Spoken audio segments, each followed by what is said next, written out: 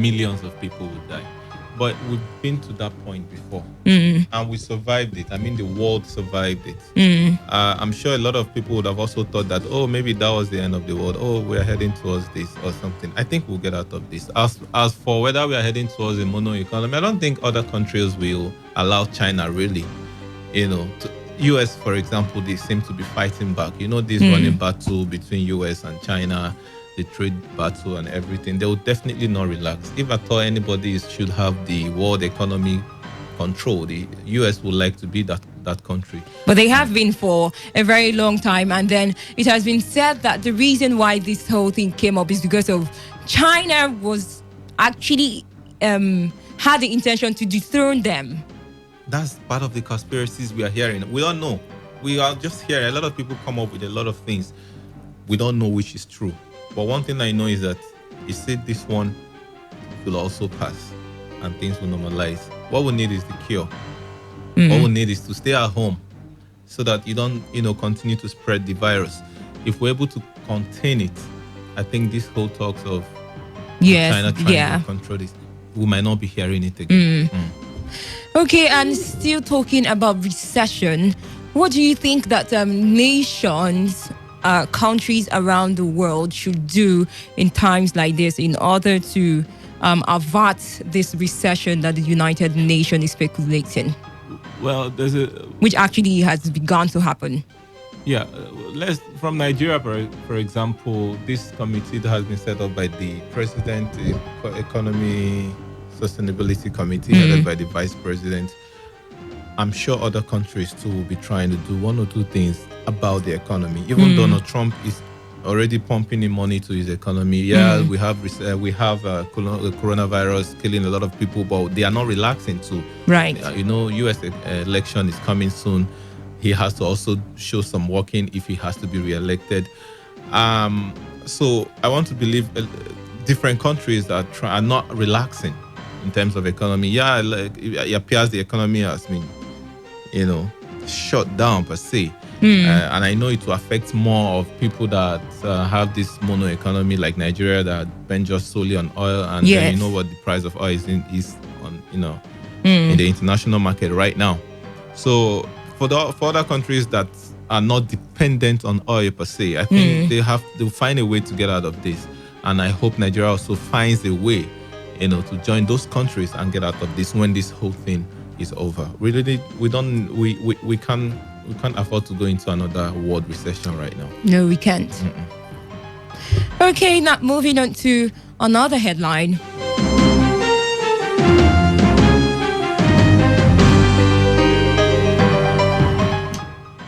Okay, in another headline, in Europe, the coronavirus pandemic has claimed more than 30,000 lives, and this makes it a third aside Italy and Spain.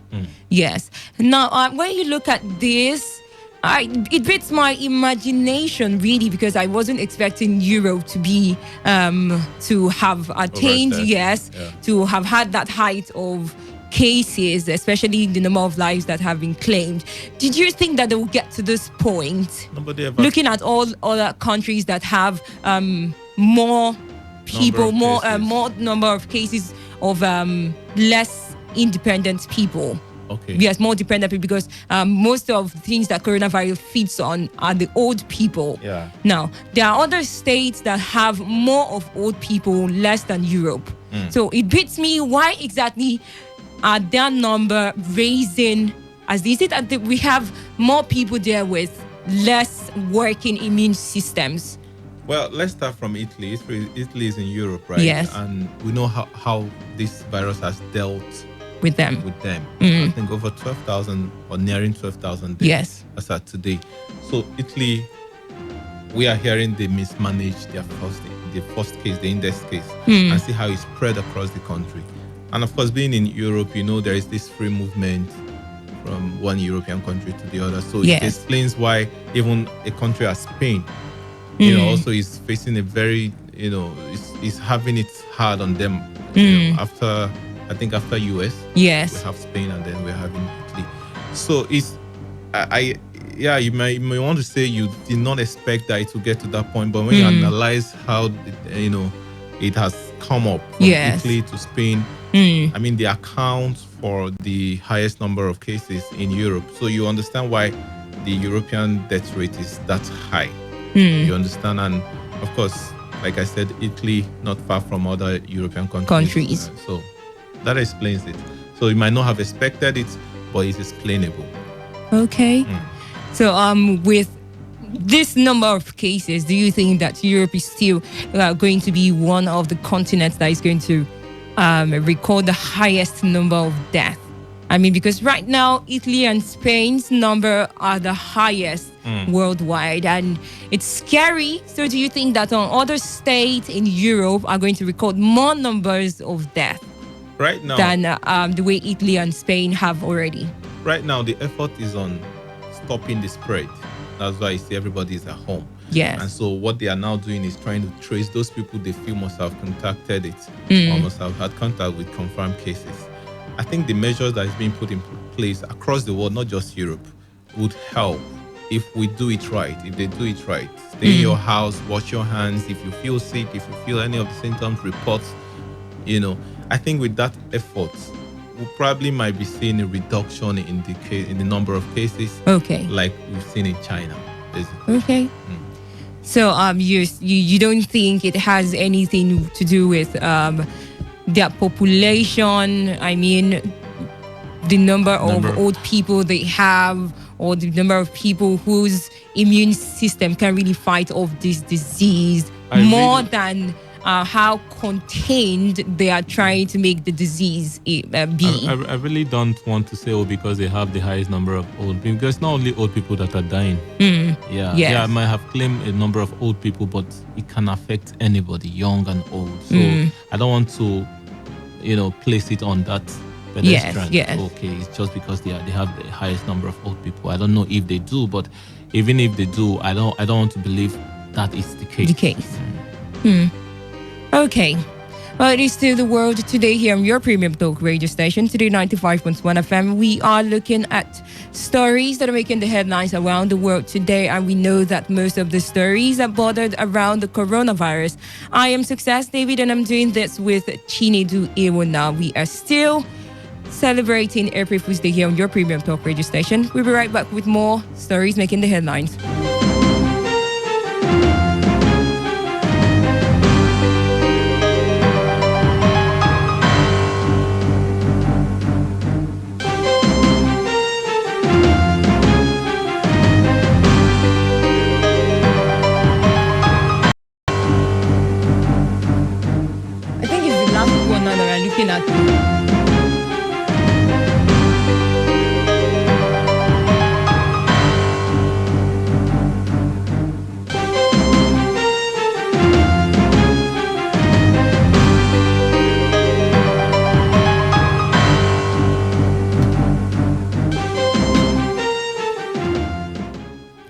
Okay, it's to the world today in your premium talk radio station, Today95.1 FM, and we are looking at the last story here that has made the headlines.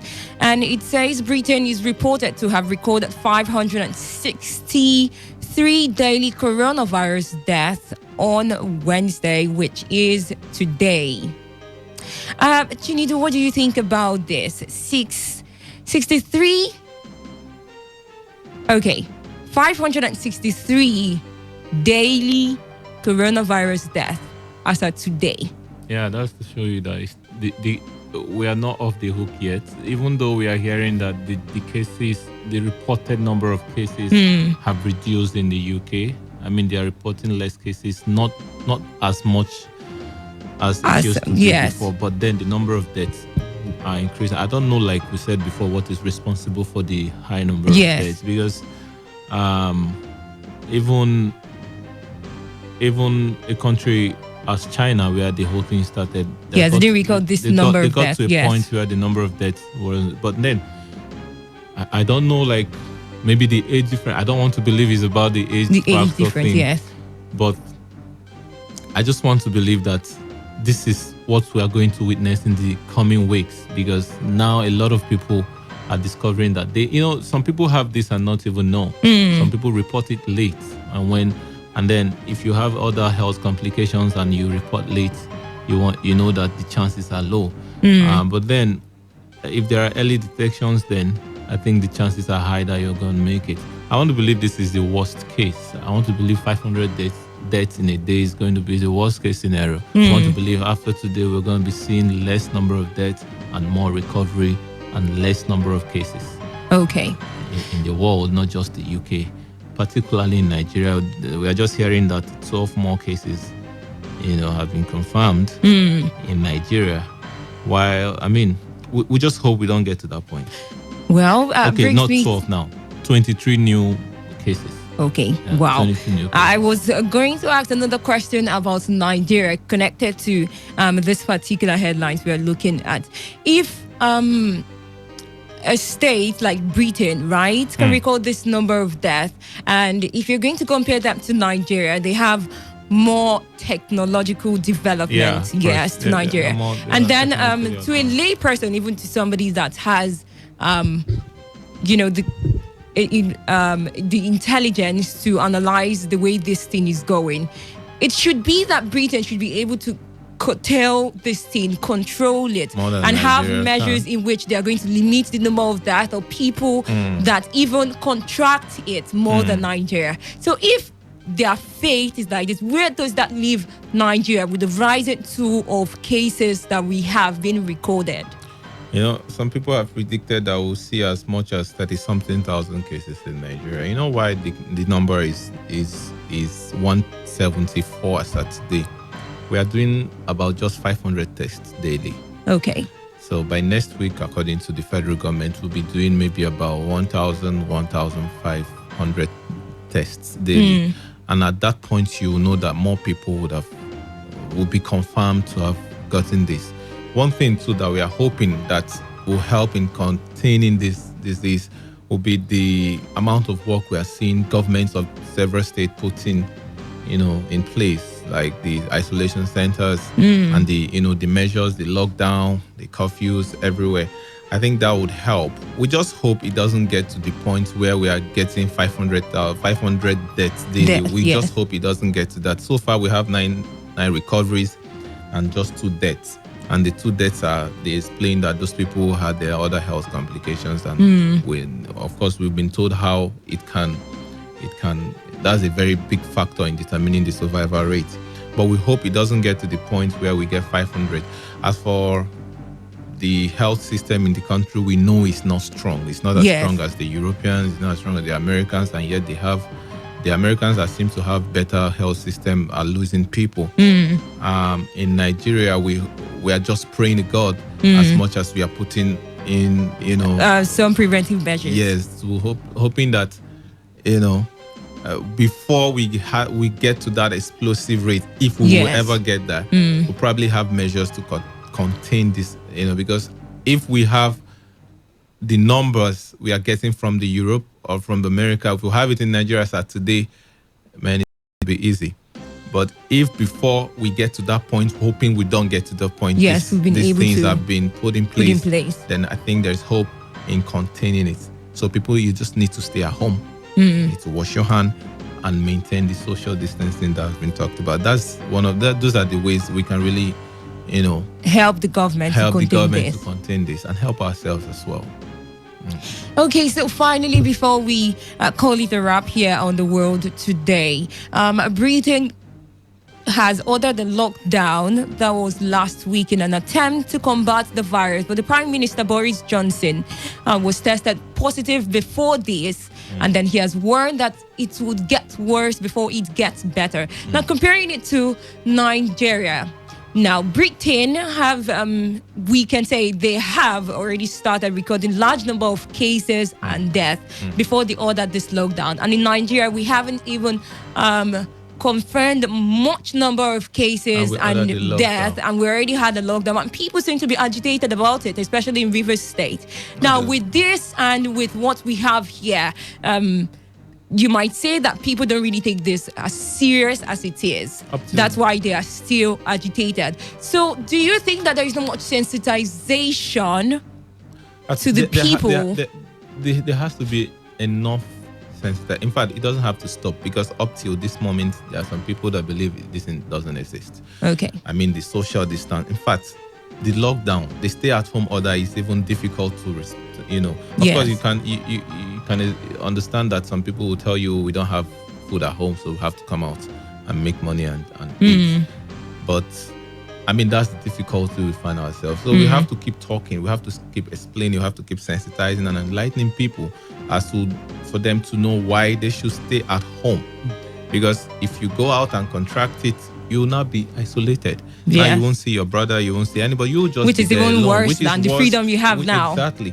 So the best way is to stay at home. Yeah, some people don't take it seriously, but I think we need to keep talking. We need to, we need to keep sounding it, singing it like songs until, and maybe at some point apply some force, for people to just stay home. It might have to get to that point, because even in Abuja today, that the president ordered lockdown, some people still defied it. Even in Lagos, some people still complain. Here in Rivers State, you know how some people have agitated. Of course, their own is understandable. So they say, no palliatives like we are seeing in other states. But first and foremost, we have to obey what the government has said we should do. This is for our own good. It's for everybody's good. If one person in the house gets it, every other person is at risk. So what's really the point? I think we have to all make that sacrifice for now, and be safe and live better, Okay, so that is the size of our package today on The World Today. Before we go, let's take a look at the headlines. Late world-renowned South African scientist Gita Ramji has been given tribute. Europe has recorded more than 30,000 deaths from the coronavirus pandemic. You also heard that German cruise ship has defied others to leave a port in Western Australia. And missile production lines to ventilators to help curb the spread of coronavirus. That was the news. That was The Word Today, as produced by Ifunaya Obeme Undukwe of the News Department. Join at the same time tomorrow, and do have yourself a lovely evening.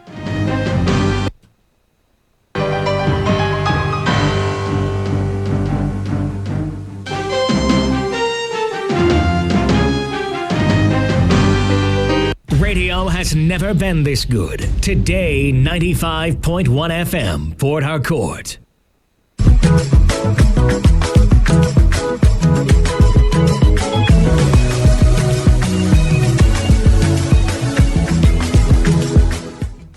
If what has been making the rounds in the news is anything to come by, then the big question has to be, if you are a Cristiano Ronaldo fan, where would you want him to return to? Real Madrid or Manchester United? On that note, I welcome you to Global Sports Update, and my name is Solomon Idiri. Well, COVID-19 again is real. The big advice is for you to be safe, because like they say, prevention is better than cure. On the show today, we will join Godwin Enagena for the concluding part of his interview with Funke Oshonaike, 7-time Olympian. She is the only woman to have qualified for 7 consecutive Olympics. But before we get into all that, let me run through what's buzzing in the ever-busy world of sports. I'll be starting the news today from home, and the Nigerian Football Federation have made several efforts over the years to bring in players in Europe who are eligible to play for Nigeria into the fold, and these have seen great results in recent times with players like William Cruz Ekong, Leon Balogun, and Tyron Ebueyi, who have made our Super Eagles a lot stronger. Even in recent times, the arrival of Joe Aribo cannot be contested, but it has proven difficult to convince Queen's Park Rangers midfielder Ebere Chieze, who has made it clear that his decision to play for Nigeria will depend on how the summer transfer window goes. Ebere Chieze is touted to move to Jose Mourinho's Tottenham Hotspur this summer, a move that could enhance his call-up through the Three Lions, and he might be playing in the 2020 Euros. Back in 2017, Ebere Eze trained with the Super Eagles of Nigeria while they were in London, and experienced he has said he enjoyed and he actually valued a lot. but he went on to insist that this summer transfer window will determine his decision to either play for the Super Eagles or wait for a call-up from the Three Lions. Iberieze has said he has been in touch with the Football Glass House in Nigeria and that he will notify them immediately his mind is made up. We're moving to European football right now, and Manchester United are considering a shock move for Matthias de Ligt following the Juventus stars' failure to settle down in the Serie A. United are looking to use Paul Pogba as a bait in a stunning bid to lure the Holland international to Old Trafford. De Ligt joined Juventus last summer in a £67.5 million deal, but has struggled to make an impact with the Italian champions. The centre-back has cope with the high expectations on his shoulders and also suffered knee and shoulder injury problems that affected his performance. United were keen on signing De Ligt last summer but refused to get into a bidding war with Juventus and Barcelona as he went on to become the most expensive teenager in world football. But United have kept close tabs on his situation in Italy and believe there could be a chance of striking a deal with Juventus for the young defender. Moving to England, Tottenham Hotspur have a very difficult summer transfer window ahead, but they are confident they will be able to keep their star forward Harry Kane beyond the season. Harry Kane admitted that he wants to leave Tottenham Hotspur this summer after spending 11 years in the club, although he acknowledged it also depends on what happens this season and the progress they make as a team. Tottenham Hotspur value Harry Kane at £200 million and feel that teams won't be willing to spend big this summer due to the uncertainty surrounding the coronavirus pandemic. Still in England, Everton are looking to establish themselves as one of Premier League's elite clubs, and they hope to get there by striking deals for Real Madrid's winger Gareth Bale and Juventus' Aaron Ramsey. Having surprised many by landing manager Carlo Ancelotti in December 2019, Everton are now looking to take the next step towards finally achieving their long-term goals. Real Madrid are ready to offload Gareth Bale this summer as they don't want to pay his £350,000 per week wages, as they are ready to let Gareth Bale leave on loan with no upfront payment.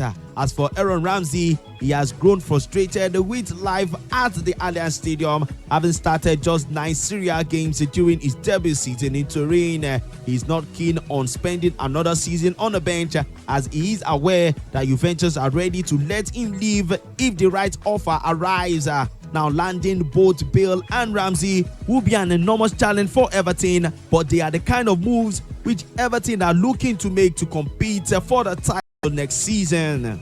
To Anfield we go now, and Liverpool have made it clear that they will not be involved in a battle for Borussia Dortmund forward Jadon Sancho, with Egypt's Mohamed Salah, Senegal's Sadio Mane, and Brazilian striker Roberto Firmino all set to stay at Anfield. Young clubs of Liverpool have no need to spend big on the England international. Now that leaves Manchester United and Chelsea as the only 2 English Premier League clubs in for the 20-year-old forward.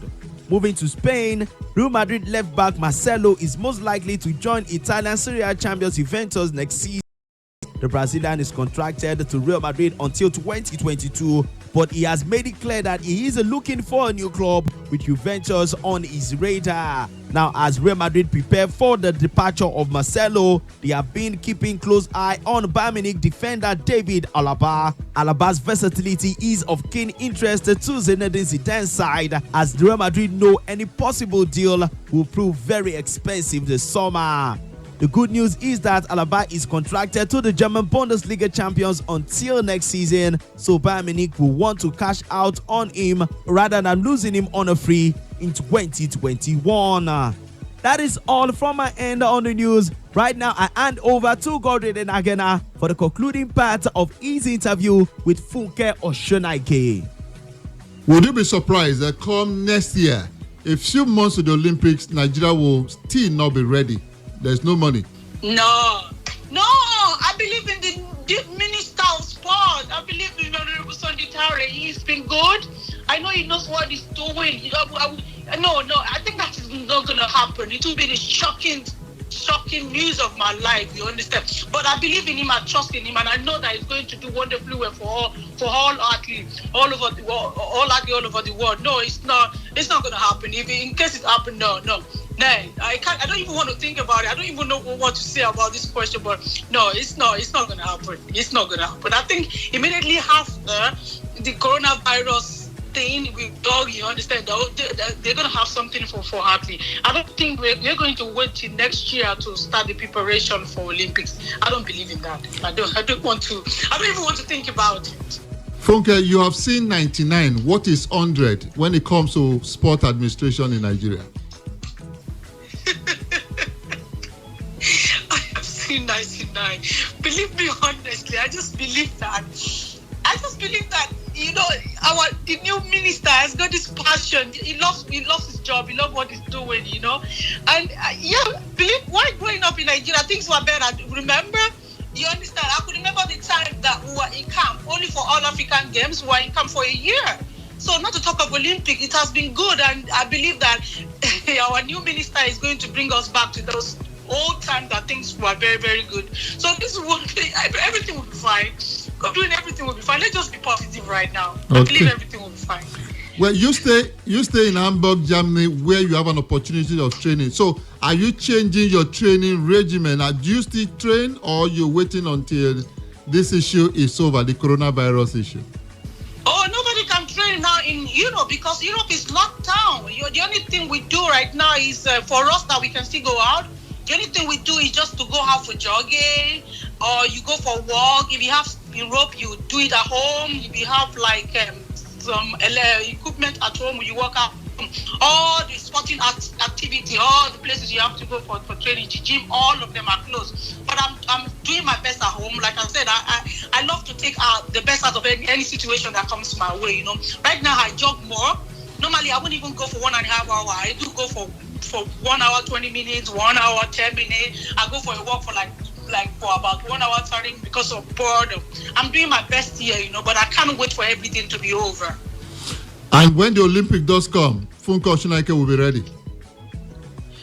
Oh my God, I cannot wait. Like I said, Funke Oshonaike is going to do. Funke Oshonaike want to do better in 2021.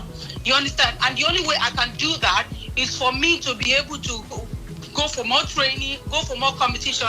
Because without that, understand, there's no magic. There's no magic in sport. It is what you sow, that's what you're going to reap.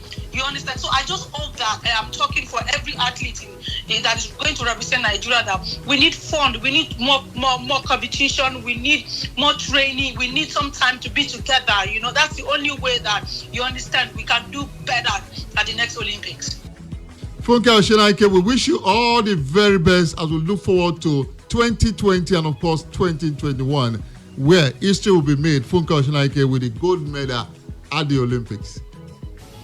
I love Nigeria. I'm opening Nigeria, and I know that this next Olympic that is coming 2021, all we the athletes, we're going to surprise Nigeria. God is going to help. He has been helping us, and I know that he's going to surprise us this time around because I know Nigeria is ready, and this coronavirus is going to give us more opportunity, you understand, to be ready. Thank you for having me. The goal is to bow out on high and winning gold medal for Nigeria when the Tokyo Olympics comes.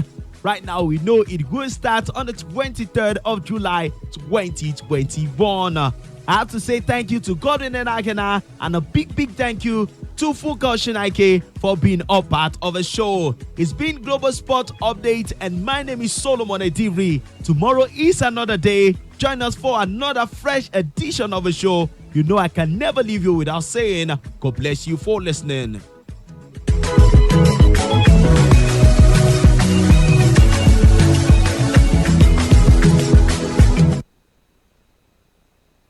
This is Today 95.1 FM, Port Harcourt, voice of the people. Radio has never been this good. Today 95.1 FM, Port Harcourt. With the dawn of the global pandemic, coronavirus, also known as COVID-19, we have been advised to self-isolate and observe social distancing rules. We at Today 95.1 FM want to tell you that while you self-isolate, it is important that you take this time out to get a skill, improve on your old and existing skills, read a book, listen to educational tapes, work out if you need to, bond with your family. Don't just spread fear and panic, self-isolate and grow. Make this time count for you. This message is brought to you by Today 95.1 FM, the voice of the people.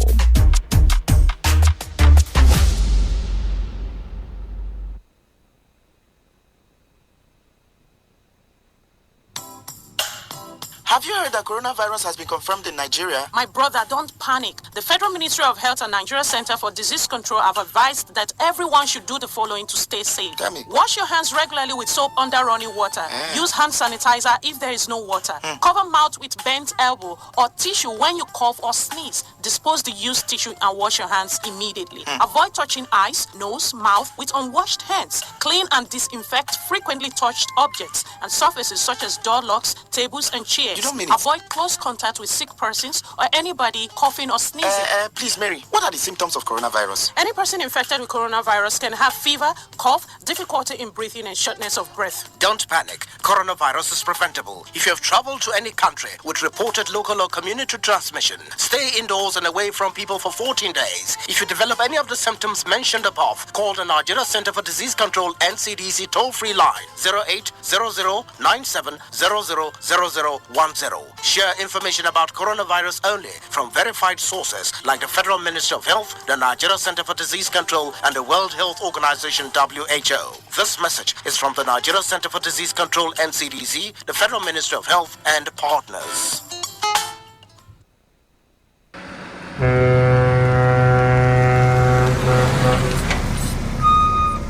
Officer, take. Officer, give me number. No time. Ma dey match am. They go. What? You bribing the officer of the law? You under arrest.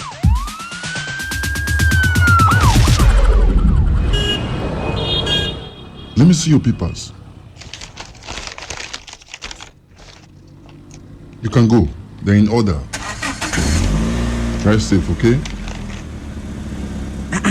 I don't understand though. No be the same country again. Officer reject bribe. They arrest me yesterday. That yesterday, I go do my papers. See as I pass now. I pass without fear. You too, make you do wetin dey right. For we country to better, it dey for we hand. If you like, do like say you no hear am. To give or to take bribe, na offense.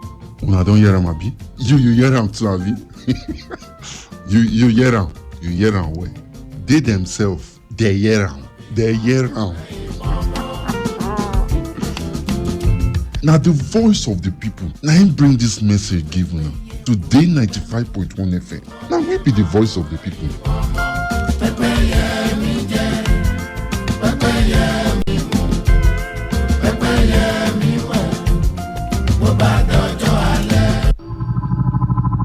With the dawn of the global pandemic, coronavirus, also known as COVID-19, we have been advised to self-isolate and observe social distancing rules.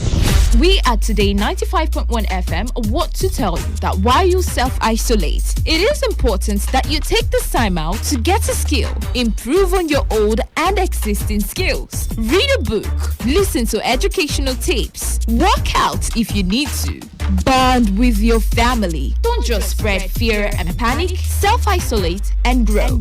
Make this time count for you. This message is brought to you by Today 95.1 FM. The voice of the people.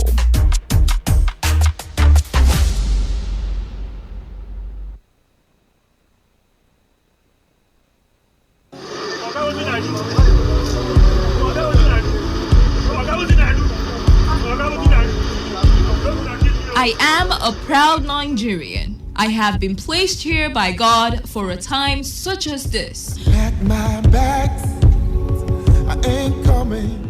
The degradation, challenges, and problems faced by Nigeria are the perfect backdrop for me to develop and utilize my God-given potential. I will not complain. I will not criticize. Rather, I will use my skills, gifts, relationships, and experience to find long-lasting and revolutionary solutions to the many challenges confronting Nigeria.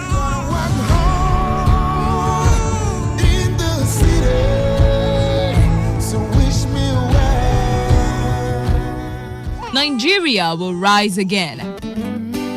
Because I am here, I will leave this nation a better place than I met it. I will work to make Nigeria a praise on the earth.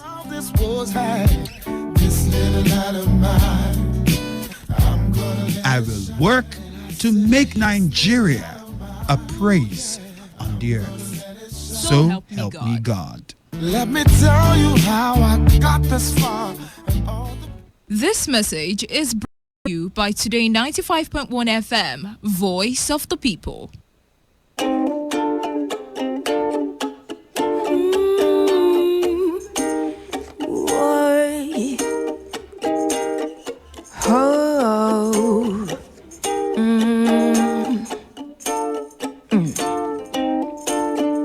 There is fire on the mountain, and nobody seems to be on the run.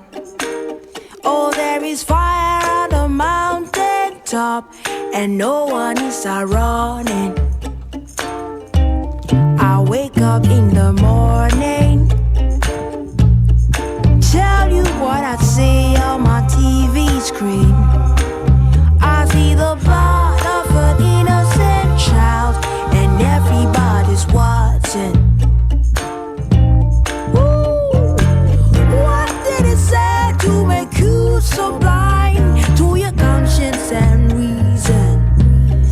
Could it be love for your country, or for the gun you using killing? So there is fire on the mountain, and nobody seems to be on the run. Oh, there is fire on the mountain top, and no one is running. Hey, Mr. Loverman, can I get a chance to talk to you? 'Cause you are fooling with a dead man's cups, and you don't know what you do. Oh, so little Lucy turned 60, and like the movie she's been seeing, she has a lover in her daddy. She can't tell nobody till she makes the evening news. For there is fire on the mountain, and nobody seems to be on the run. Oh, there is fire on the mountain top, and no one is running. Oh, yes. One day the river will overflow, and there'll be nowhere for us to go, and we will run, run, wishing we had put out the fire. Oh, yeah, for there is fire on the mountain. Yeah, yeah, and there is nobody. Oh, there is fire on the mountain, and no one is running. So yeah, yeah, yeah. There is fire on the fire in Africa, in Nigeria, everywhere, The mountain top. Alright, so that was Asha with Fire on the Mountain, welcoming you to the opinion poll here at Today 95.1 FM. Welcome to the juggled up edition of programming on Today FM today. We took on that style because of April Fool's Day, and we all thought as a team that for the fact that, you know, everybody has been rather gloomy, and rightfully so, we've been hit by insurgency, we've been hit by a breakdown in security. We've had our homes invaded. We've had our people kidnapped. We've had worry plying the roads. We've had our hearts palpitating in racing beats if we had anybody who had to travel into any part of the country, largely worse off in certain parts. We've been dealing with that. And then, of course, we started dealing with the economy, hoping and crossing our fingers that we wouldn't slide into a recession. And, generally trying to understand how we can make businesses run. More so the small and macro economies, the small businesses. And then we get hit with our one major sustainer of life here, our petrodollar. We get hit and bashed because of the drop in the price of crude oil. And while we're trying to grapple the sense to all that, we understand that we will also be dealing with COVID-19. And that in itself shook us to the very roots. Because I think for me, it just laid bare, the sticking glue and band-aid treatment we've been using for our very severe cases. We just put band-aid and sticking glue on it and say, well, it looks good, and we'll move on. So I think all these three simultaneously hitting our nation pretty much brought us to our knees. And we for the past couple of months have really been taking a toll. Worse off with the turn of the events of coronavirus and finding most of us practicing social distancing and quarantine in some cases, and in some cases a lockdown, and in some other cases a complete curfew.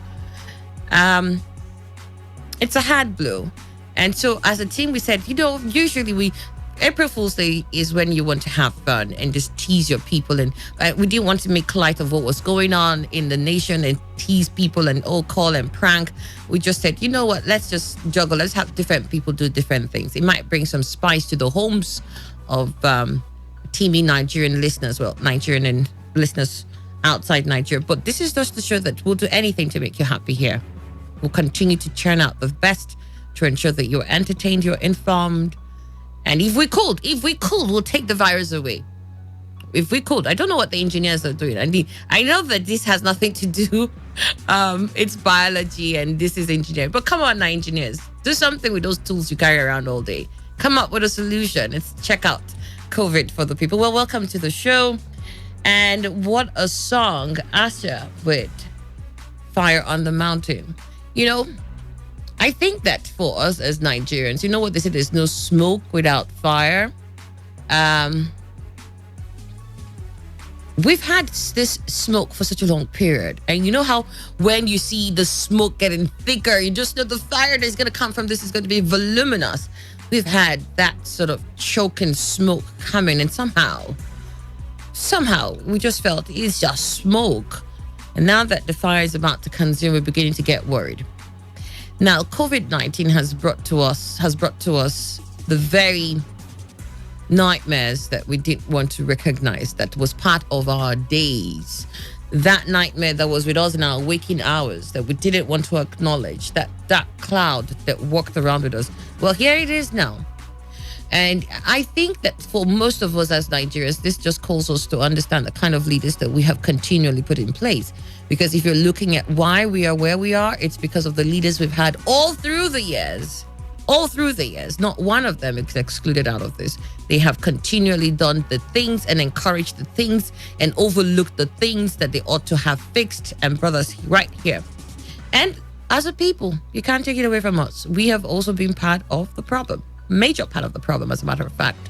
We have continually allowed and accepted this norm to be ours. Now, in the fight to contain the spread of coronavirus, Lagos State has been on the very forefront. Of course, Lagos State was the very first state to have the first incident or the first patient, or index 1. I like to call Lagos State ground zero. That's where things started happening from. So you want to believe that, yes, and that's the reason why Lagos State is, like a step ahead, because it started there. They might as well know the things they need to do to fix it. But it also takes me back to the fact that with Ebola, it was the same thing too with Lagos. and they put their foot down and really got to work, trying to make sure that this doesn't spread and we do not have the sort of terror we saw in other African countries where we had Ebola. And with COVID-19, the coronavirus too, they have been very taking a very hands-on approach to it. Of course, there's so many lapses, but I'm looking at it compared to what other states are doing and the preparedness of other states and everything else in Lagos that has to do with this issue of COVID-19. And that also has to do with the public sector. We've seen more people within the public sector in Lagos State donate to Lagos State government and say, look, we're giving you this amount of money so that you can deal with this. The public sector has risen to the occasion in Lagos State. We've seen also a lot more awareness. We've seen the governor, Sanwo-Olu, pretty much heading this, shall I say, assault on COVID-19. He's giving press statements, he's doing releases, he's pretty much everywhere trying to do what he thinks he ought to do.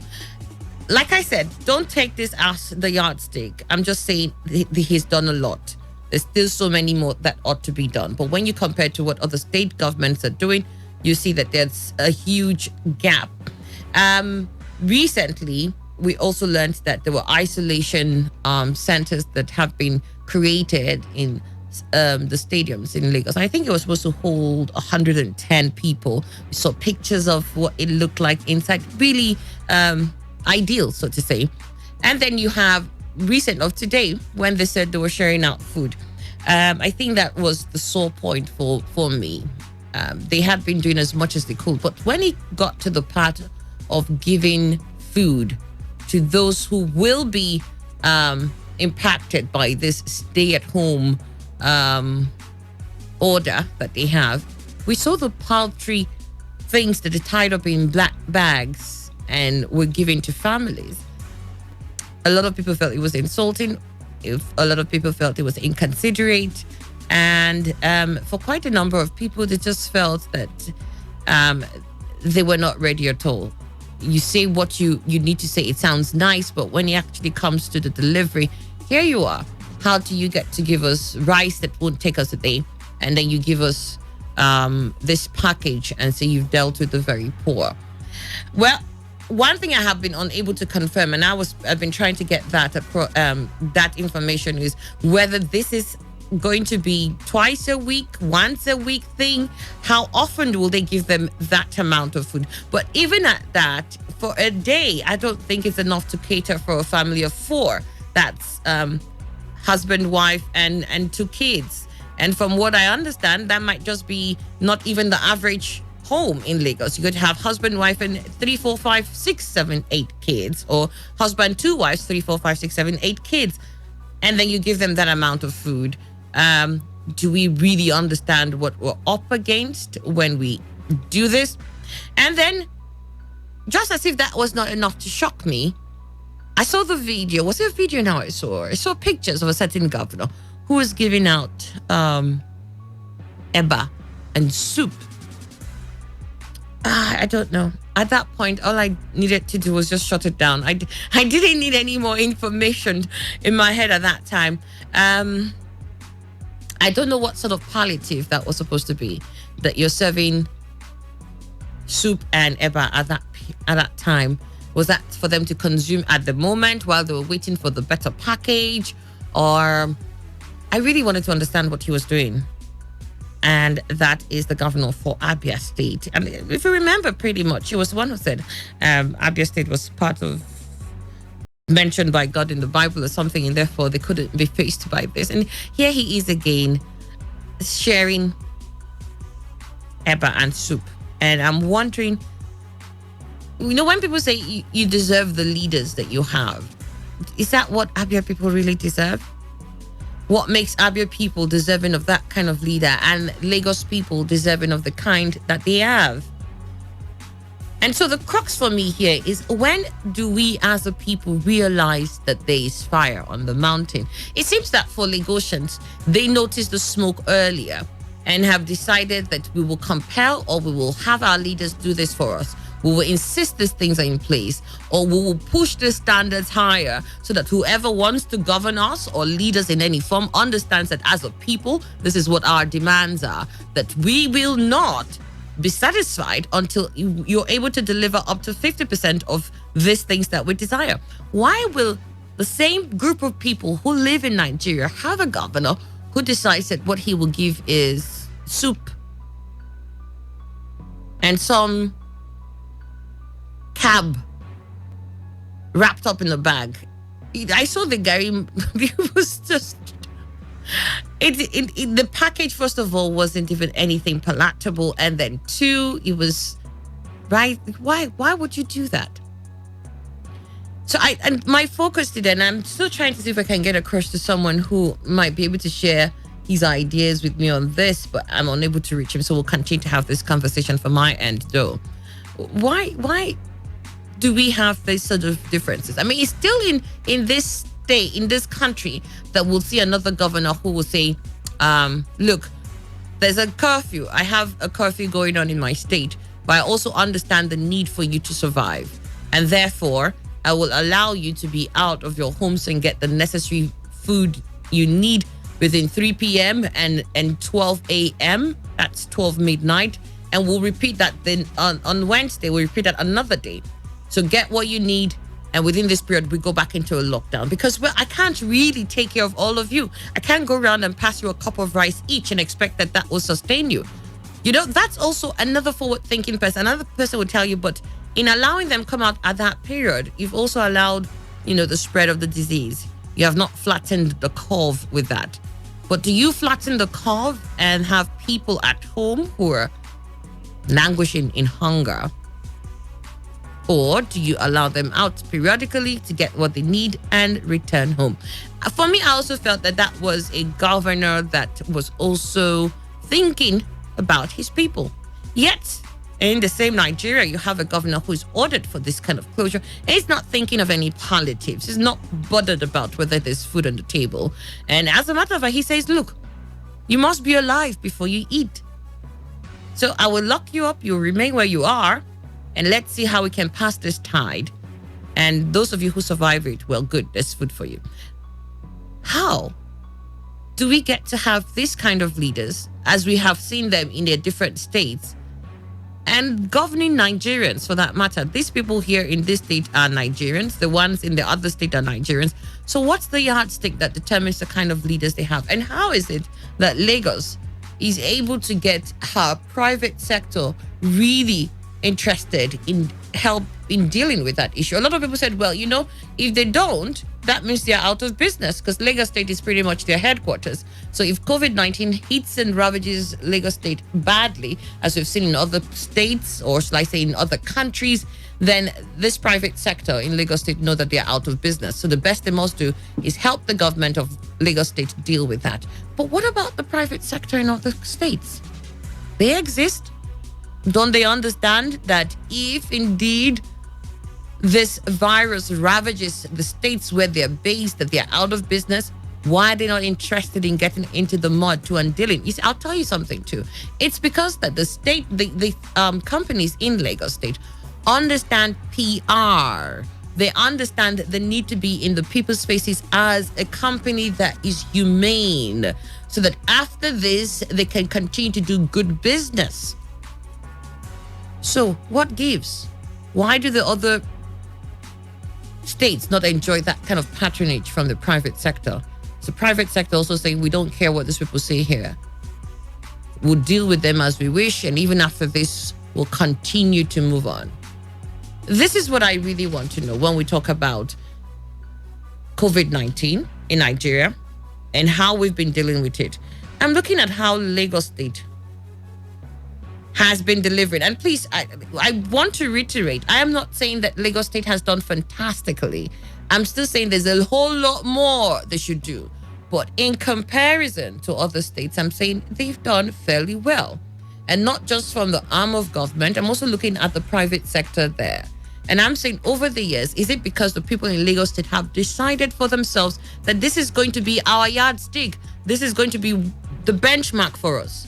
You must impress us. You must deliver on these grounds, or else we will not do business with you, or else we will not allow you govern us. What is it about the people of Lagos that has allowed them have this sort of reaction from people in business, as the private sector and government, this other state governors? Why do we have other state governors who are giving soup and gari? Why do we have other state governors who are saying, okay, good, I'll lift my lockdown for a couple of hours so you can go and get food? And then we have other governors who are not bothered about that. As a matter of fact, they're looking for more markets to shut down. What gives? What determines this sort of government and governance? Or what determines this sort of private sector and its reaction to the people with which it must do business with anyways? So let's have this conversation. It's 24 minutes after 9. And I'll open the phone lines. And remember that you can also send us your messages if you don't want to call. You can send messages to 07019339962. That's 07019339962.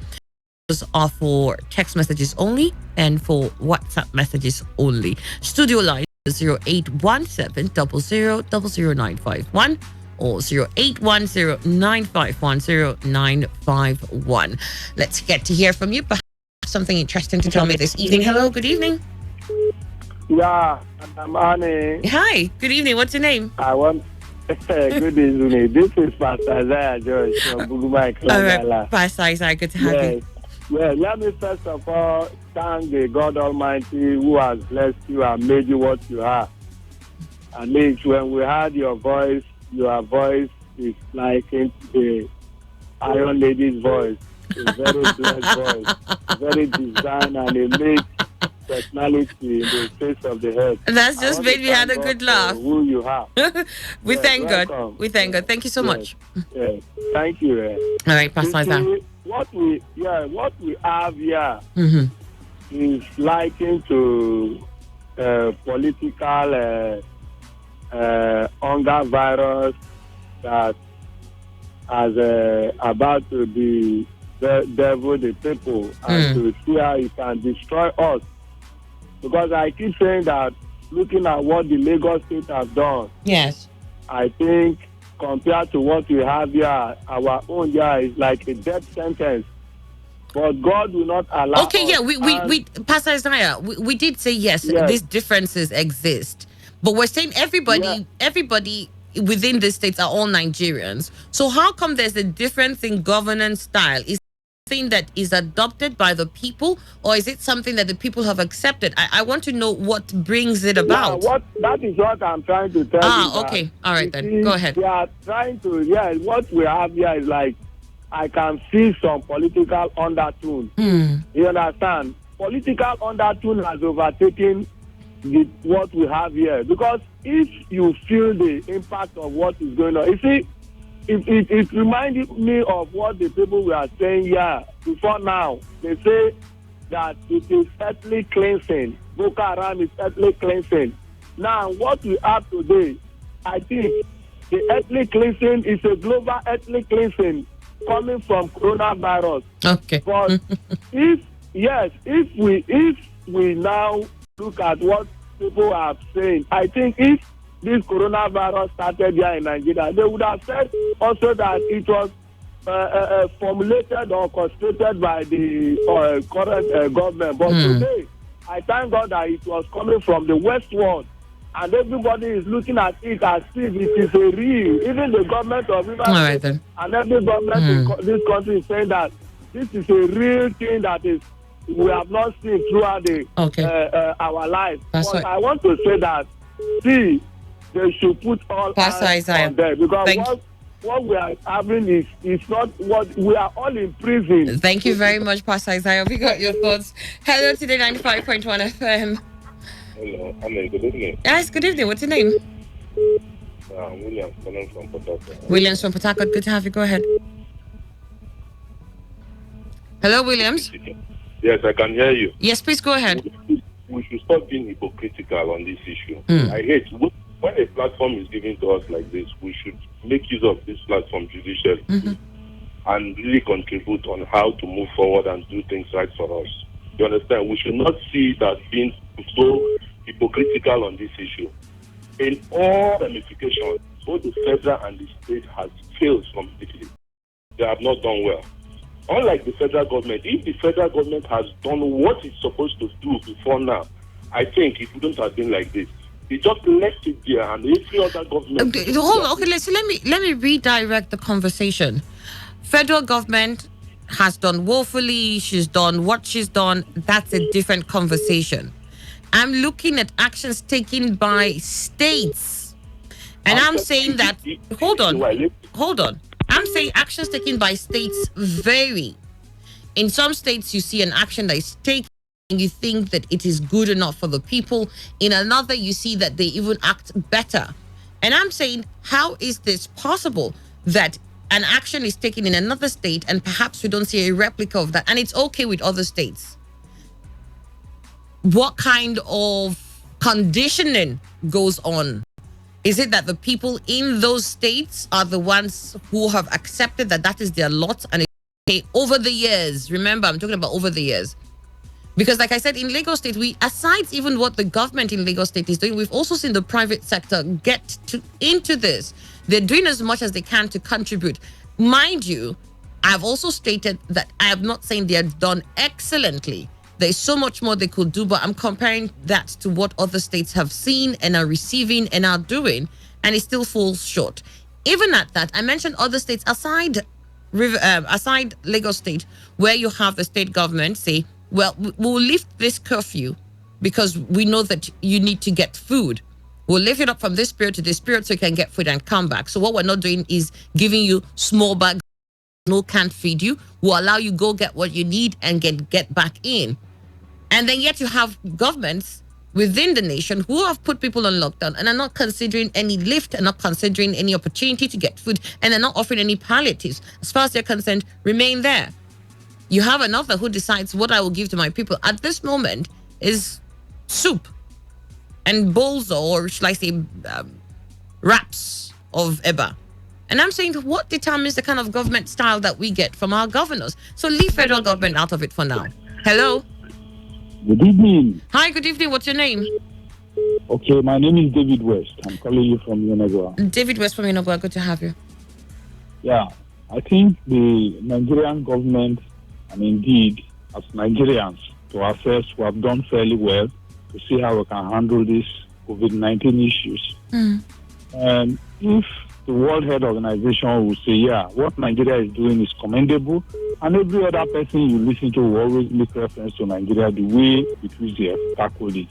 Now, coming down to the states, for me, I think it's all about thinking and directions. Okay. Are you with me? Yeah. It's all about thinking and directions, and then how the different, governors handle the issues within their domain. For Lagos, I want to take Lagos by the nomenclature, Center of Excellence. Okay. I think Lagos is really leading in this fight against COVID-19, just the same way Ebola was tackled in Lagos. You understand? Yes. Yeah, Ebola as at then was even more dangerous than the COVID-19 we are talking of today. But Lagos held it in partnership with the federal government to ransom that Ebola did not spread the way it killed people in Sierra Leone, Congo, and what have you. Yeah. So it's all about the way they handle it, like I said, the approach. For Lagos, they've approached it very well. For Lagos, they are looking at it in a global dimension. But in the case of River State, with all due respect, it's like power. You don't use power. It's authoritative, very, very exactive. It's like this, go like this, and go like that, without thinking of other measures that will at least cushion the effect of the people. All right. You just don't cage them. Okay. Now, like here in Egua here, for here, they do not think coronavirus is really existing, because the way I see the people here, they live their normal life, and even the government did not impose curfew, yes, or did not close the markets. life is still going on, apart from the schools and the churches and that were closed. Other places. Yes, because as I speak to you, you go out too, you still see hangouts, drinking bars. People are there. Wow. So the approach here is even different from that. For me, I think the approach in Rivers State is even better than what's going on in Bayelsa. You see, and that's what I'm trying to say. You have different approaches by different governments, and you're wondering, why don't we all see this as how it ought to be? That this is a virus that must be checked and put in adequate measures towards it. Anyways, I appreciate your calling in. Thank you very much. Let me just quickly run through some of the steps taken by some states here. Okay. Let me start with Abia. The state government has directed the closure of all land borders and the closure of markets and open places for an initial period of 4 weeks. That's for Abia State. It also asked residents to stay at home except for food sellers, who will only be allowed to operate where they reside. It had earlier set up an interministerial committee on COVID-19 that will coordinate responses to the disease with a mobile court in place to try defaulters of the directives. In Adamawa, Ahmadu Fintiri, the governor directed a lockdown throughout the state for an initial 14 days. In addition, in all forms of transportation using tricycles, taxis, and bus operators, the state also ordered the suspension of all manner of social activities and the closure of markets. Akwa Ibom saw the state banning any form of public gathering and also shut down its borders to other states. Udom Emmanuel, the governor, signed the restrictions signed into law and also directed the closure of open places, including public parks, shops, eateries, markets, and offices. In Anambra, the state government directed the closure of all markets and public places for a period of 14 days, with only businesses selling food items and medicines authorized to remain open during the closure. Willie Obiano, the governor, also approved a relief of 10% in personal income tax to traders and business owners to cushion the effect of the pandemic. In Bauchi, so far, the state has recorded 3 cases, including the governor. There is a total shutdown of the state, which took effect on Tuesday and would last an initial 14 days. There is, however, a window for movement for residents to carry out urgent needs from 10 a.m. and 4 p.m. on Saturdays and Wednesdays.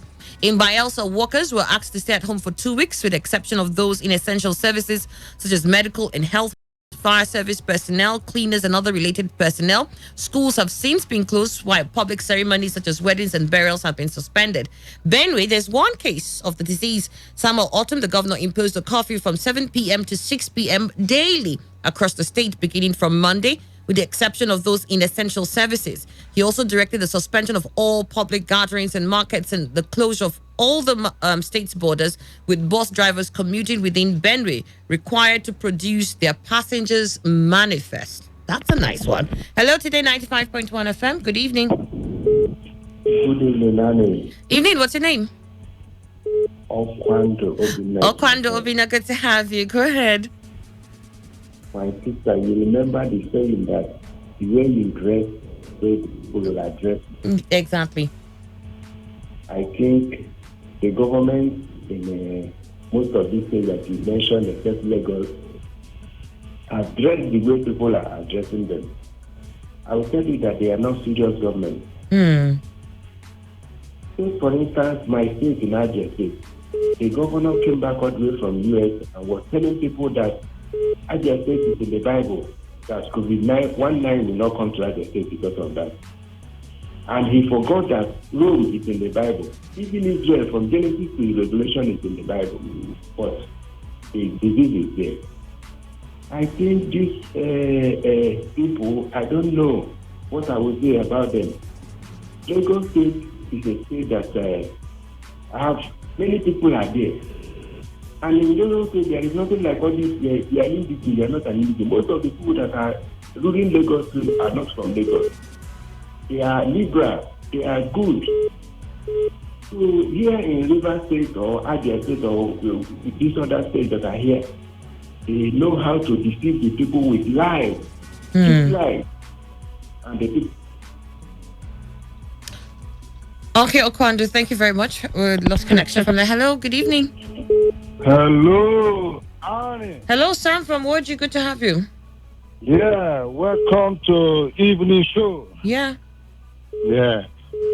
Annie, you see, looking at all this thing happening, in different states. It has to do with individual differences. You know, it's just as they say, like the saying goes, that it doesn't matter how many times you bait a pig, it will still go back to the mud. That is the lifestyle of a pig. So one who is full of a dubious lifestyle, kind of gragra lifestyle, kind of not being straightforward, there is nothing that will come out that things will go straight. So that is the problem we have with some of these states, most especially here in the States. So you see, Lagos has always been a place whereby, that is one thing. Yeah, so I'm saying my point here now, is it because Lagos State decided that that's how they're going to do it? Please, pardon? You said Lagos State. Now I'm asking, is it because Lagos State decided that that's the way they're going to do it? The people decided, or the government, or the structure? What is it? Why did it become? Because it's not just the government now. Even the private companies, the private sector, are also interested in putting as much as they can to checkmate COVID-19 in Lagos State. Is this determined by the people of Lagos State, or what? You know, they see the personalities involved, like the governor of Lagos State and other well-meaning people in Lagos State. So it is something they see sincerity. So, Annie, even you there, if you don't see any sincerity in anything, you cannot just begin to go and waste your time or put your money there. So, but when you look at some states, how, like here now, how they are doing things, it is not clear at all.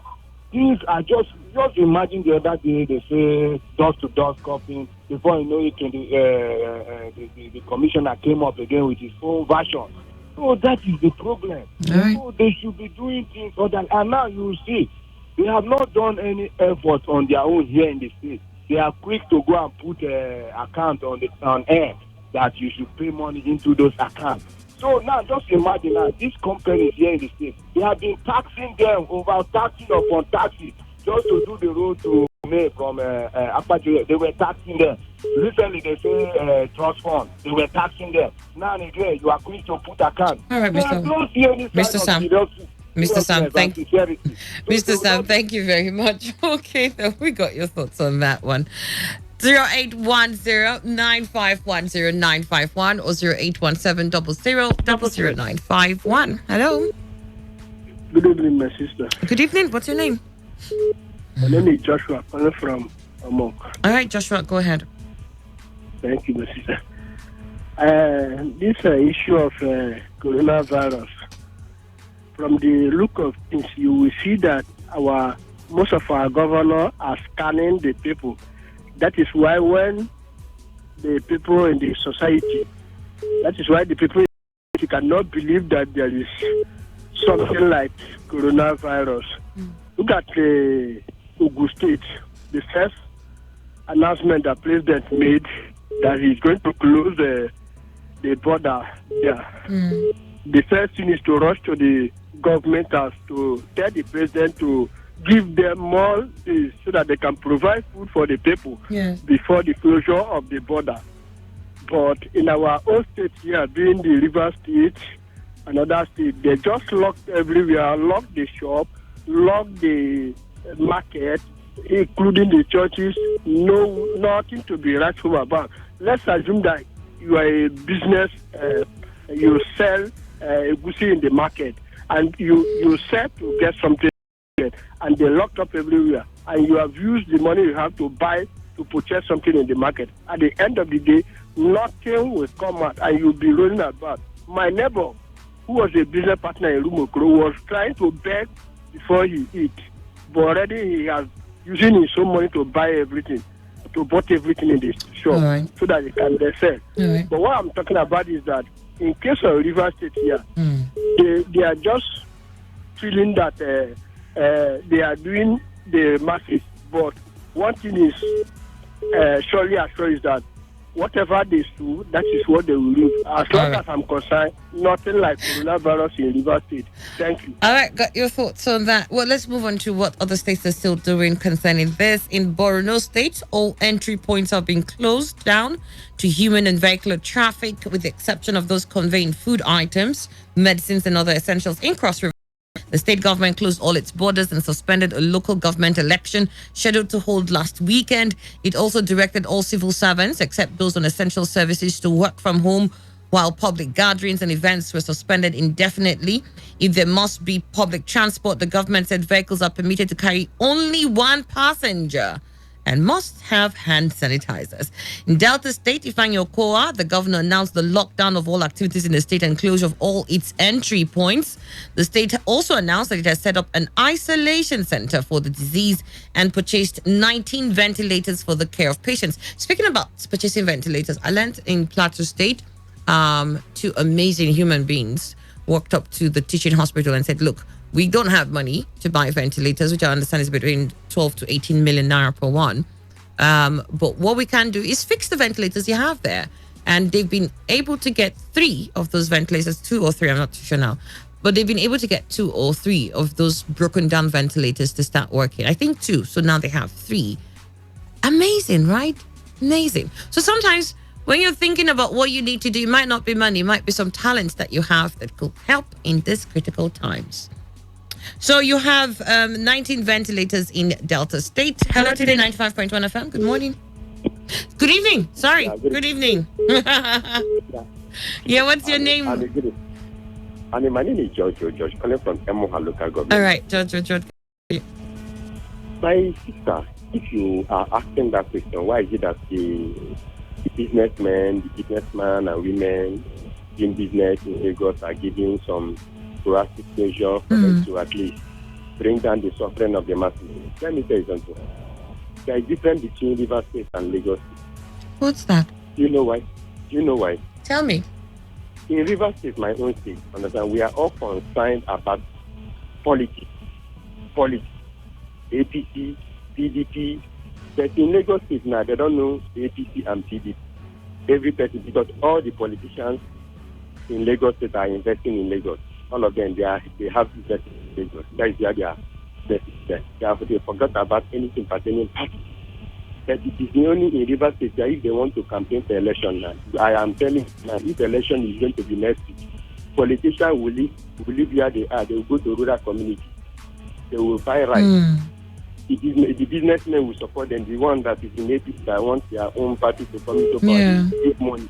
They understand. The other one will give. Other parties, that is what they say in River State. But whatever thing that concerns the masses, understand, for the masses to benefit in River State, my brother, my sister, will not do it. Because everything is being politicized. Everywhere in River State is about politics. Every person in the village that is supposed to know that. So we're too vested in politics to even allow ourselves have proper private sector involvement and even better governance structure. Is that what you're saying?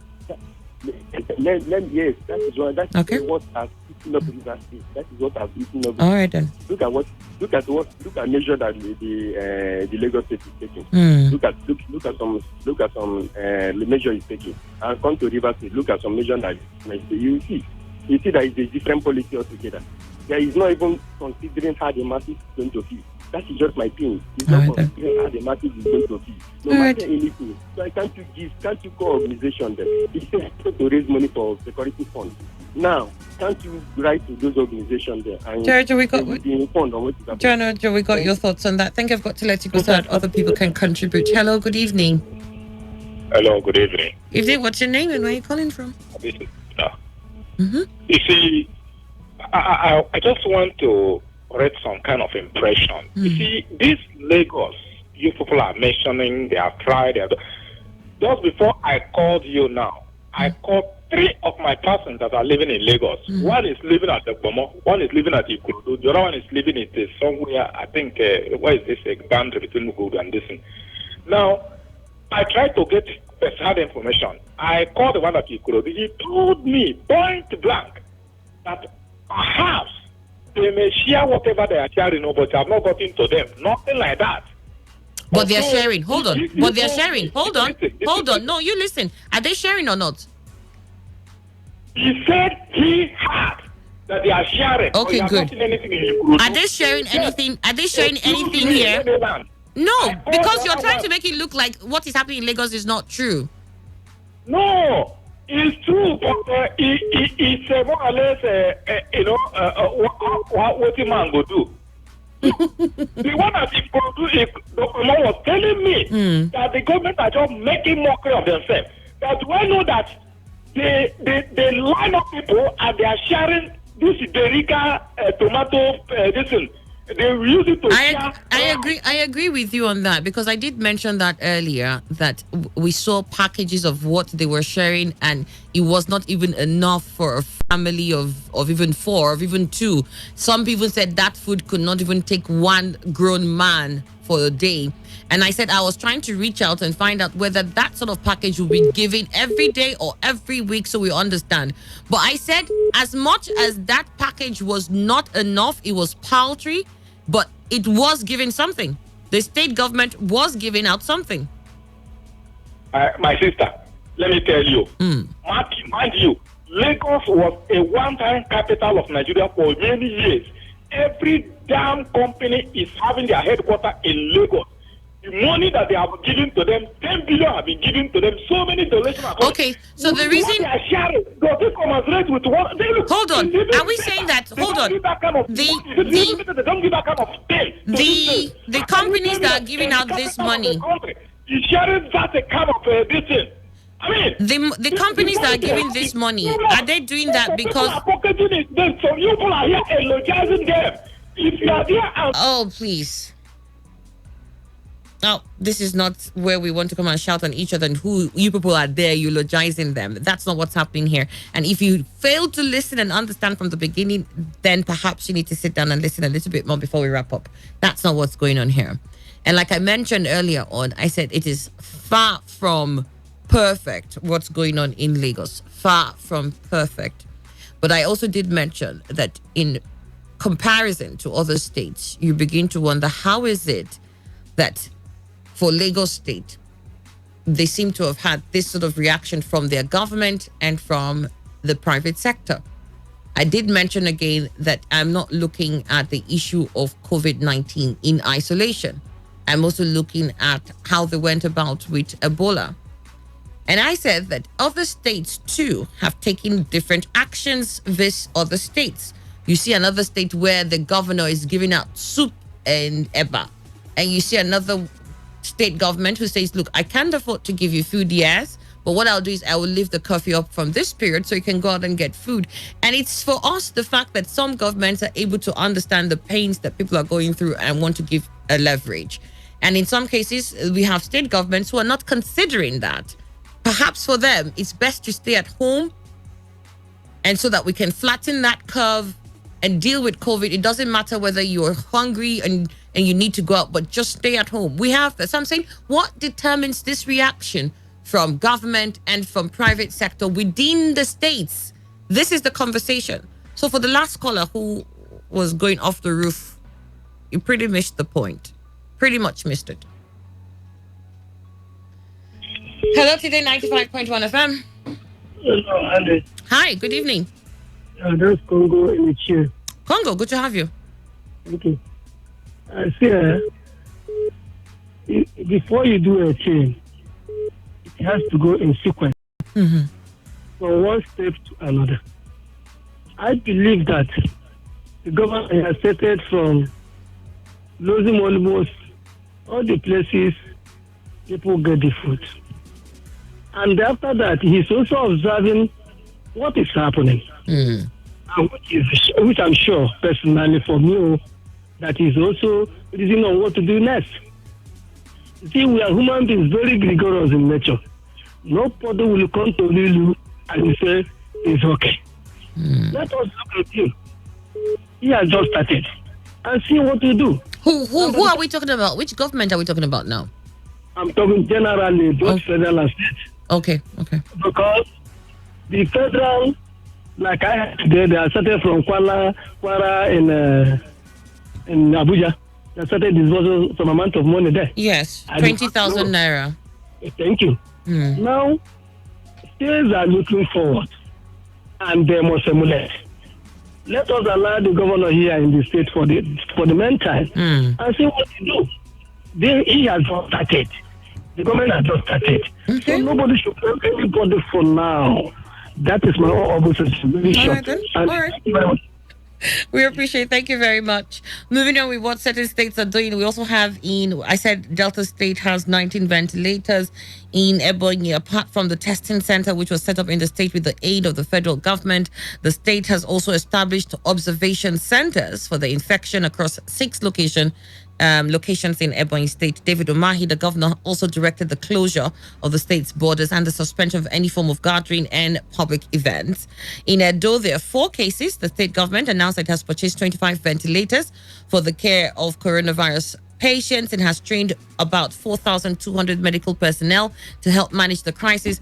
Philip Shaibu, the deputy governor, said the state plans massive testing and screening of COVID-19. In Ogun, there are 4 cases, and the state government produced hand sanitizers to be distributed for free for residents. In addition to the restriction of movements expected to take force on Friday, the government had earlier directed 20% daily attendance for civil servants and the limit of 20 customers at once in banks, supermarkets, and other public places, all of whom were directed to also provide hand sanitizers for use. Ekiti, there are 2 cases there. Kayode Fayemi, the governor, imposed a ban on all forms of movement and commercial activities in the state, with the exception of those in essential services and funerals, with a limit of 20 persons. The state borders have also been closed while palliative measures are being planned for the poor and vulnerable, according to the governor. They're being planned. Nothing has been done, just plans yet, at least when it comes to palliatives. In Enugu, there are 2 cases. The government announced the closure of all markets, land and borders, and interstate transportation in the state till further notice, with the exception of those on medical emergency services. Public gatherings and events have also been suspended. Now, in the FCT, which is the state with the second highest number of COVID-19 outside Lagos, it has recorded 28 cases so far. There is a curfew in place. The FCT administration has also announced it has commenced mass fumigation in all public places in the nation's capital to help in managing patients. It has inspected a 300-bed space facility, which could be used as an isolation and treatment center. Gombe has banned interstate travels as well as all forms of social and religious gatherings. It's also announced that it has so far spent more than 500 million naira in managing the health crisis. Where? How? What did they do with it? You know, sometimes I see these figures and I'm worried. 500 million naira in Gombe. What did they use it to do? Let's be specific. Hello, Today 95.1 FM. Hello, Annie. Yeah, hi. What's your name? ID? Good evening. This is ID. All right, ID, good to have you. Go ahead, ID. Hey, thank you. Thank you for that, your song. There is fire on the mountain. This is one thing that Nigerians have put their heads together to make sure we solve the problem of coronavirus.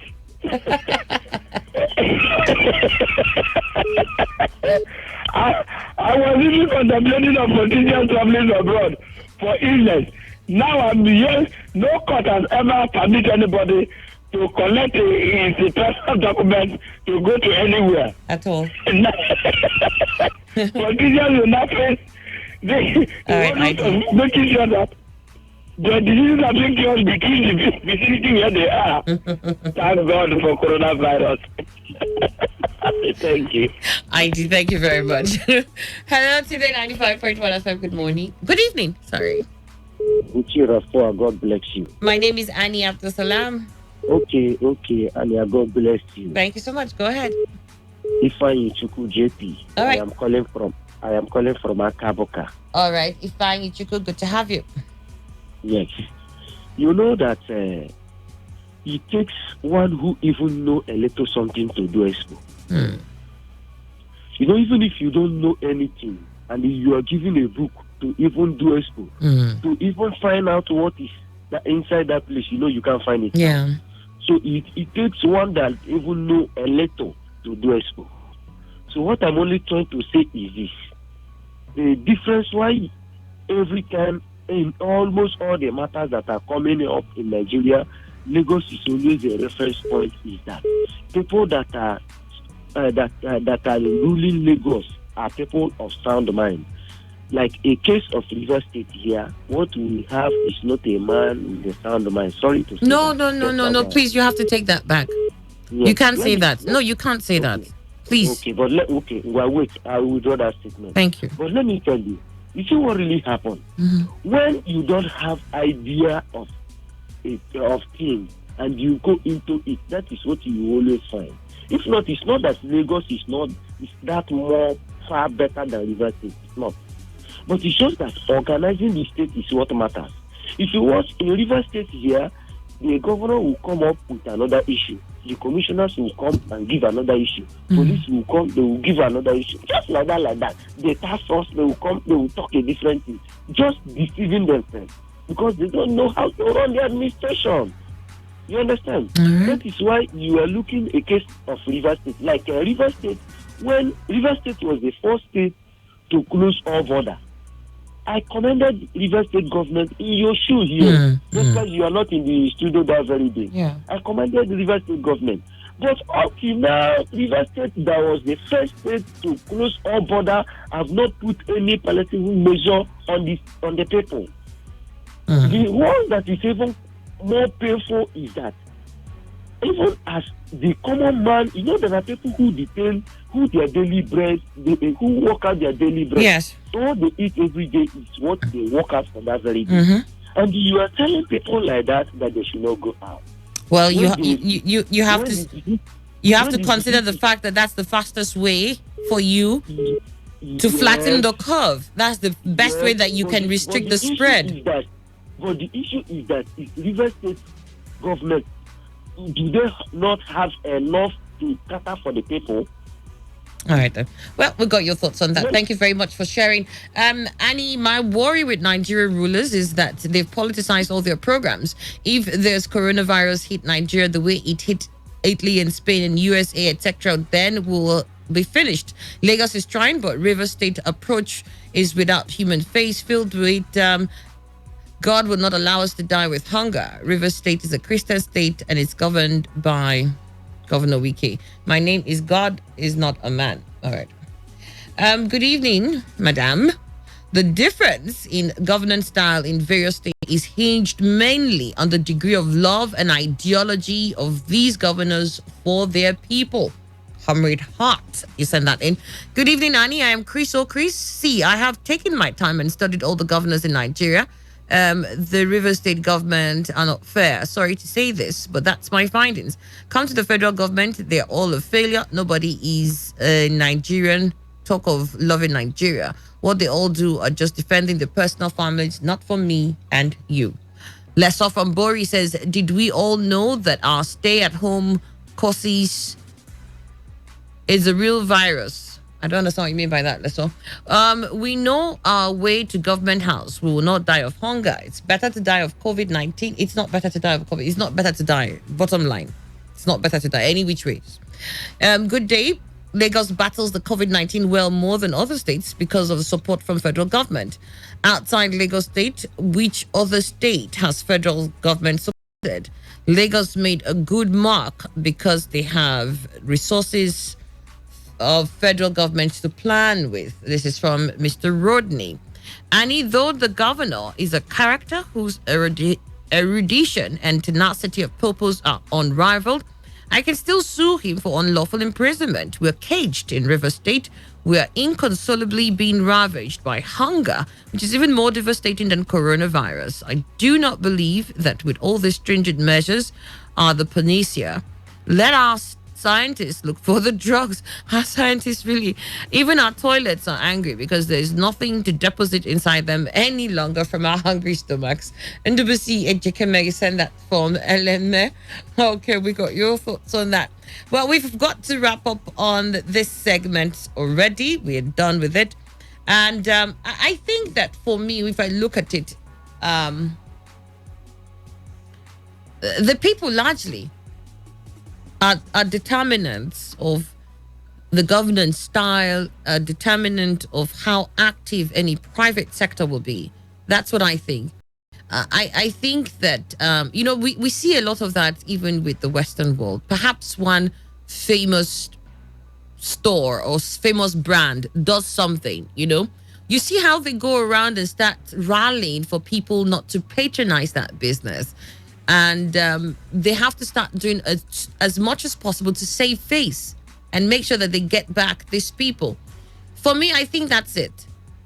As a people, we must understand that the businesses within our areas that the government that we have put in place are all to serve us. They're there to serve us. And as much as possible, we can direct the affairs of these people. If we decide to... Around the world, we've you covered on air, online, delivering balanced news and unbiased analysis. Today, 95.1 FM. This is Today, 95.1 FM, Port Harcourt. News. Hello and good evening. Here's the world news on your premium talk radio, Today 95.1 FM. I am Annie Abdul Salam. Federal government begins 20,000 naira cash transfer to indigents to cushion effects of COVID-19. Johesu calls on health workers across Nigeria to support governments in curtailing spread of coronavirus pandemic. Authorities of Port Harcourt correctional facilities speak on difficulties in ensuring social distancing due to congestion. And on the foreign scene, Britain records 563 deaths from coronavirus in a day. Now, the detail.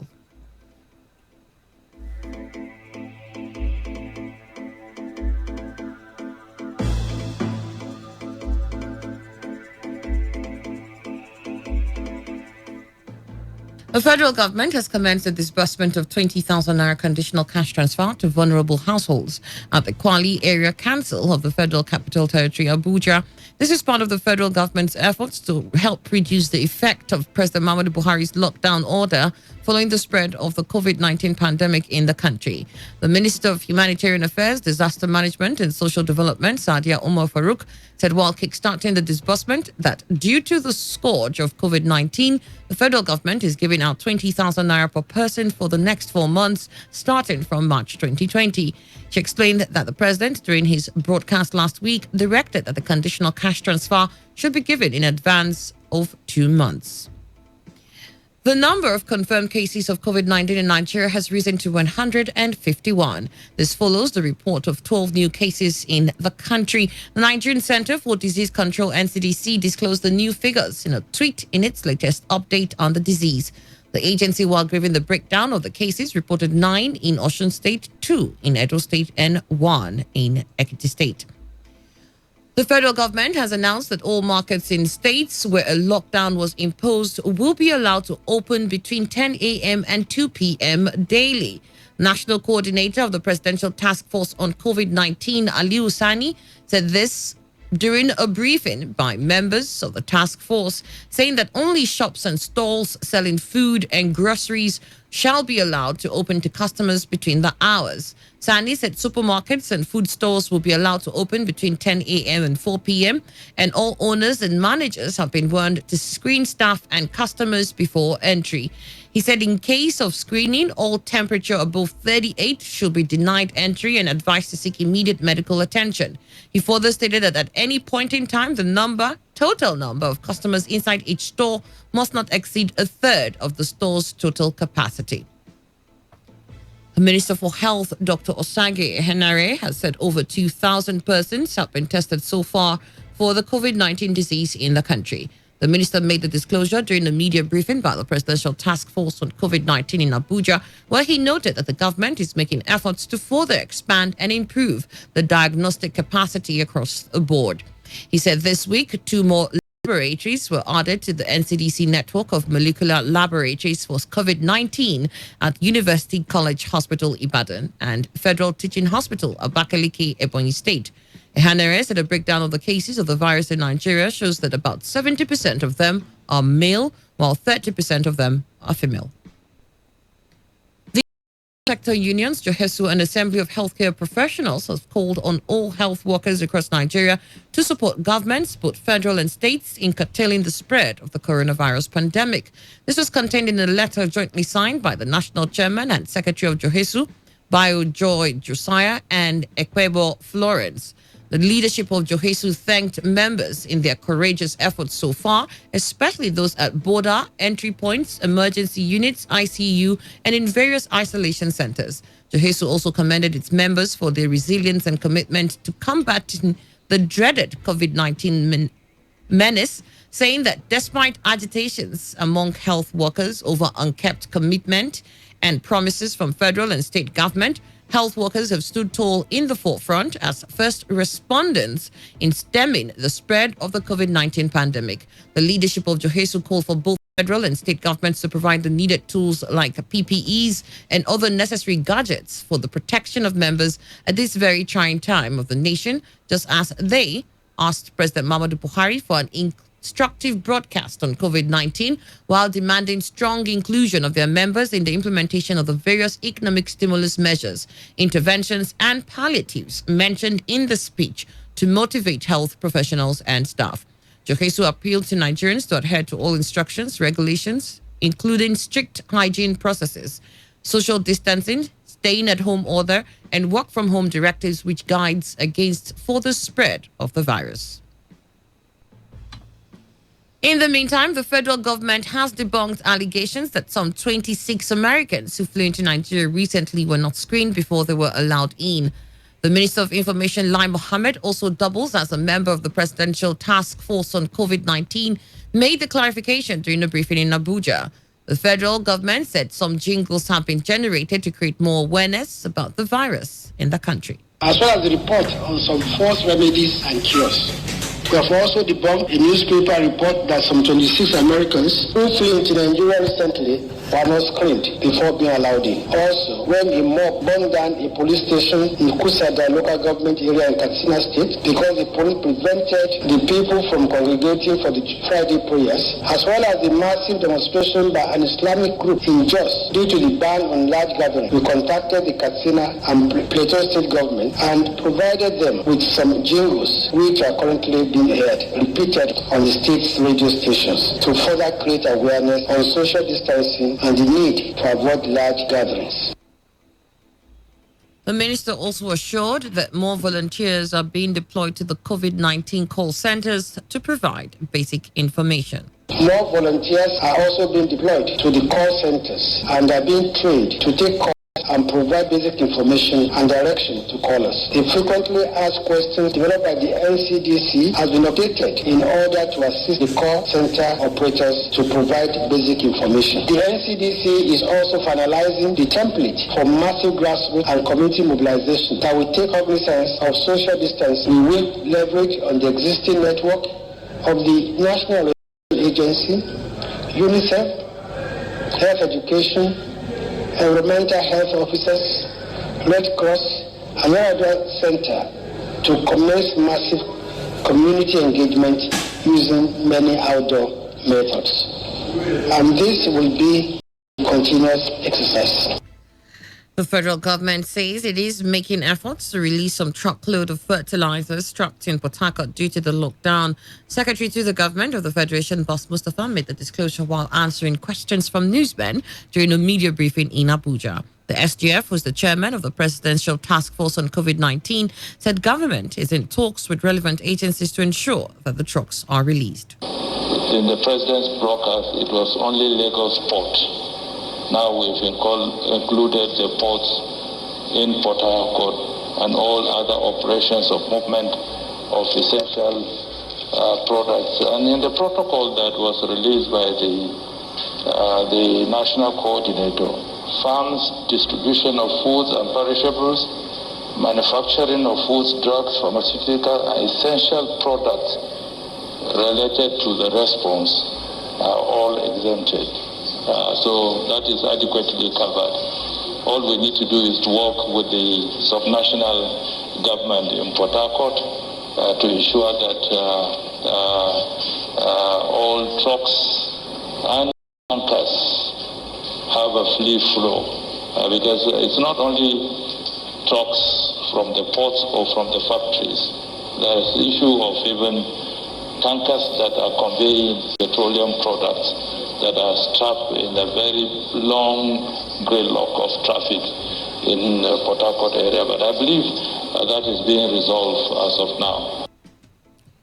The controller of Nigerian Correctional Service in Port Harcourt, Olumide Chinuoye, has been speaking on the difficulties in observing social distancing inside the facility in Port Harcourt.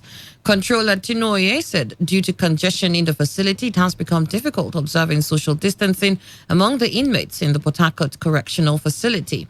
In a telephone interview with our correspondent Uchendu Ejowo, the controller, however, confirmed that there has not been any record of a new inmate, neither has there been anyone who left the facility in recent times due to the suspension of court activities. He also disclosed that they have been able to set up an isolation center within the facility to separate inmates with signs of the COVID-19, even if they have not recorded any case so far. Well, there's very little we can do.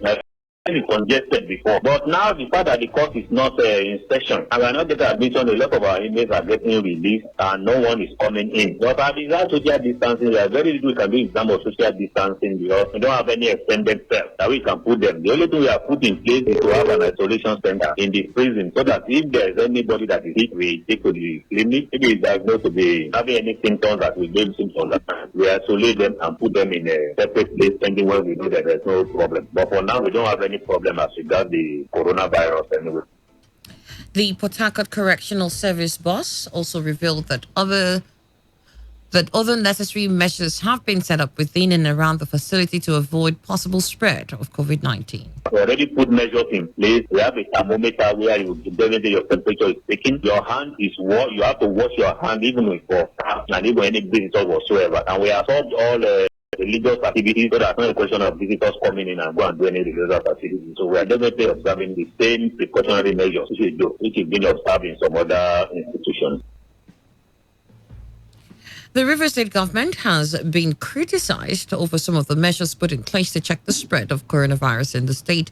Immediate past Publicity Secretary of the All Progressive Congress in the state, Chris Feinborn, while reacting to complaints by residents of Port Harcourt over the lockdown, said state government has remained reluctant in making available alternative food markets to ease the effect of the lockdown as seen in other states. Feinborn criticized the 24 hours curfew imposed in some parts of the state, which he said has increased the level of sufferings and alleged inhuman treatment from security agencies in the name of enforcing orders. It was quite depressing listening to the outcry of the people and residents of River State this morning on radio, especially those living in some parts of Port Harcourt and its environs. Yes, River State is on lockdown, but so is also Lagos and other states. The difference is that while Lagos State, for example, put in place alternative food markets for the various neighborhoods, there is no such arrangement in River State. Again, no part of Lagos State is under 24 hours curfew, while parts of Port Harcourt are now under inhuman occupation and maltreatment of men, women, and children by security forces under the guise of enforcing 24-hour curfew. Even small shops are forced to lock up. Meanwhile, there is no information that a single ventilator is available in the state. Feinborn also stressed the need for the River State government to ensure that the lockdown has a human face, which could help the people to live rather than cause them to die. And one is tempted to ask, did coronavirus originate from Port Harcourt that so much vengeance is visited on the inhabitants in this cruel manner? I'm not sure Wuhan and her residents saw what Port Harcourt residents are seeing right now. Nobody is saying that the governor should reinvent the wheel. Any efforts to immobilize coronavirus must be supported by all. We all support the lockdown. However, if the government cannot be innovative in going about it, then at least let them copy what is happening elsewhere, wisely and correctly. The lockdowns we see in other states have a human face to save the people and not for the people to die.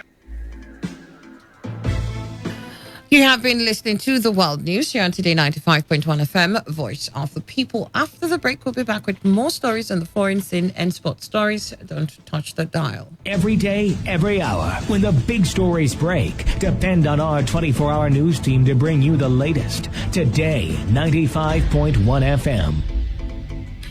18 minutes gone past 10. You're still listening to the World News here on Today 95.1 FM. The civil society organization in River State has called on the River State government to tender an apology to members of the public for what it described as misleading information on the curfew declared in parts of the state. Chairman of the organization, NFR, George Will, made the call in an interview with our correspondent, Sandra Kenneth. George Will also asked the River State Governor, Nyesom Wike, to prevail on the River State Police Command to immediately release those arrested during confusion that trailed the announcement of the curfew. The Rivers State Civil Society organizations call on the Rivers State government to apologize to Rivers people for misinforming them on the dusk-to-dawn coffee imposed in some part of the state as a result of the COVID-19 pandemic. We equally ask the Rivers State government to ask the Commissioner of Police to release all arrested citizens as a result of this misinformation unconditionally. On the suspension of the Akpolo government chairman and his deputy, RIF says to wish to direct the mind of the Rivers State government to the Supreme Court judgment on the 11th of December 2019, where the Supreme Court stated clearly that no state governor has the power to suspend any local government chairman or councillor without the input of the State House of Assembly. In fact, the court emphasized that the local government is a tier of government on its own, and no tier of government have the right to suspend or expel the other. We join all well-meaning Rivers people to ask the government to reverse its action and toe the path of law. The rights activists also expressed support for the imposition of a 24-hour curfew in some parts of the state, but reeled out the palliatives which the government must have put in place before the move. Our citizen coalition supports the Rivers State government on its decision to place a 24-hour curfew in some part of the state, particularly as it conforms with the Quarantine Act of 2004. However, we must state that the government have placed the cart before the ox on the following grounds. 1. That the Rivers State government is yet to mention its palliative measures to cushion the effect of this curfew, as 70% of these citizens are daily income earners. 2. The Rivers State government is yet to provide alternate food markets, as all markets have been shut down at short notice. 3. The government have not provided buses at strategic points for essential workers without means of transportation. Of course, we are aware not every essential worker have access to cars or other means of transportation. So we call that the Rivers State government should provide cars at strategic points on all those on all essential workers who will be affected by this decision. Traditional rulers in Rivers State have continued to sensitize their people on the need to comply with the directives by the state government to prevent the spread of COVID-19. The Amayanabo of Okochiri Kingdom, King Michael Ateketom, who gave the advice, said everyone must rise to support the efforts of the government in curbing the spread of the virus. Ateketom, who spoke when he led his 10-man compliance committee to sensitize and distribute hand sanitizers across his community, urged Okochiri people to respect the directives by the government by observing all preventive measures put in place. Ateketom, in a statement by his media aide, Ifeanyi Ogbonna, said following the order by the state government on the closure of markets, drinking joints and beer parlors, he has directed all markets and beer parlors to be closed in the kingdom. The Independent Petroleum Marketers Association of Nigeria has urged the Department of Petroleum Resources to compel private depot owners to operationalize the new pump price. The National Vice President of IPMAN, Abubakar Megandi, noted that the private depot owners were yet to comply with the previous reduction of pump price before the announcement of a further reduction of the price to 123.5 liters per liter. Megandi said members of the Depot and Petroleum Products Marketing Association were yet to load petrol at the current pump price. Following the prevailing market situation, he raised the alarm that a nationwide petrol scarcity was imminent. And now to the foreign scene. Tributes are being paid to world-renowned South African scientist Jita Ramji, who has died from COVID-19 related complications. Head of UNAIDS, Winnie Byanyima, said Professor Ramji's death was a huge loss at a time when the world needed her most. South Africa has the largest number of people living with HIV in the world. The country has begun a 3-week lockdown as part of efforts to stop the spread of coronavirus. Britain is reported to have recorded 563 daily coronavirus deaths on Wednesday. This is the first time the national toll has exceeded 500, bringing the total number of fatalities to 2,352. Reports from the Health Ministry indicates that of those hospitalized in the UK who tested positive for coronavirus, 2,352 have sadly died. Britain locked down last week in an attempt to combat the virus, but Prime Minister Boris Johnson, who himself has tested positive, warned that it will get worse before it gets better.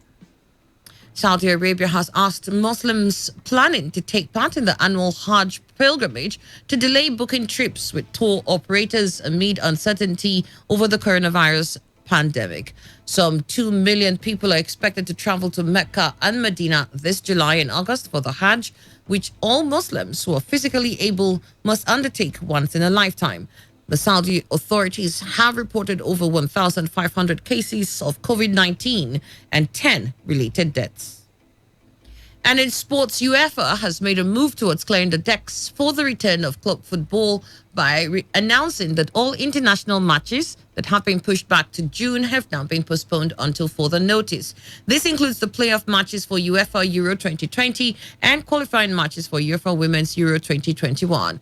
The body said all other UEFA competition matches, including the centralized international friendly matches, remain until further notice. The decision followed a video conference with Europe's 55 member federations as part of discussions on how to adopt the fixture calendar in the face of the ongoing coronavirus crisis. And now, to end the news, here is a summary of the major stories. Federal government has started the 20,000 naira cash transfer to indigents to cushion effects of coronavirus. The joint health sector unions, Johesu, has called on the health workers across Nigeria to support the government in curtailing the spread of the coronavirus pandemic. We told you the authorities of the Port Harcourt correctional facilities have been speaking on the difficulties in ensuring social distancing due to congestion. And on the foreign scene, Britain has recorded 563 deaths from coronavirus. And that was the news as edited by Uchendu Ejowo. For comments and inquiries, please call 081-5341-8657 or 081-4434-3502. You can send your emails to news@todayfmlive.com, or you can also read our stories on www.todayfmlive.com. I am Annie Abdulsalam. Thank you for listening.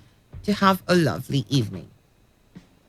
Today's news, today's entertainment, today's sports, today's issues. Today on Today 95.1 FM, Port Harcourt.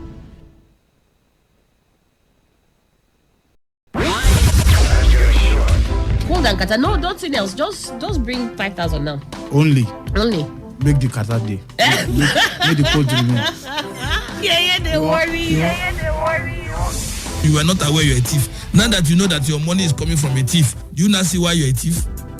All right, still talking about affairs of the federal government. We understand also that the federal government... Welcome to today's edition of Beats and Pieces in your premium talk and news radio. It's going to be 1-1 Morata. 1-0 is never good enough. That's why we're called the voice of the people. Today, 95.1 FM, Port Act. Here we go.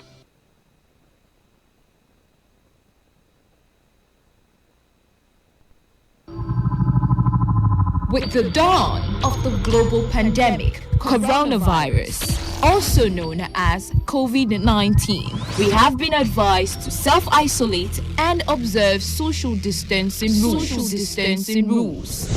We at Today 95.1 FM want to tell you that while you self-isolate, it is important that you take this time out to get a skill, improve on your old and existing skills, read a book, listen to educational tapes, work out if you need to, bond with your family. Don't just spread fear and panic, self-isolate and grow.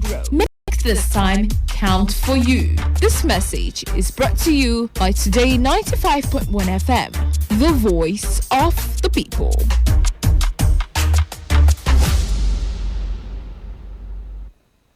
Today 95.1 FM, good morning. My name is Ifeanyi. I'm calling you. Hello? Yes, Today 95.1 FM, good morning. My name is William. I'm calling from Port Harcourt. All right, William from Port Harcourt, go ahead.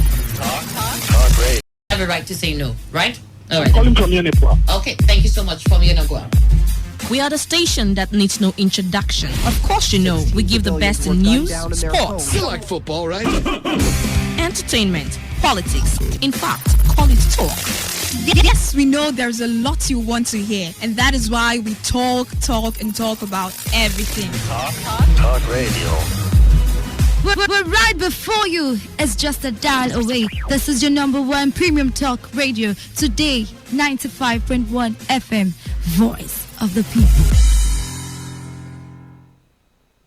Port Harcourt, are you ready? Today, 95.1 FM, the voice of the people. You remember discovery. This is Today 95.1 FM. And those special moments that made them a family. Let them say the say, and we do the do. My name is Annie Abdusalam. Thank God for life. Thank God for hope. And Feku Tego, your host with the most, holding it down as usual. Should I propose to my man? He's refusing to propose to me. Every single day is a blessing. Every single day is a gift. If you want a promotion in your current job, you have to work on getting a promotion in your current job. Taking a look back from where it's all coming from. A Benjamin Bugsy Academy. Nobody does that better than him. No other station does it like we do. Today, 95.1 FM, voice of the people. Today, every day, on 95.1 FM. Here at Today 95.1, we keep the conversations rolling. Keep it going. We keep it flowing. We keep it... Guy, don't do that. Today, 95.1 FM Port Harcourt. Voice of the people.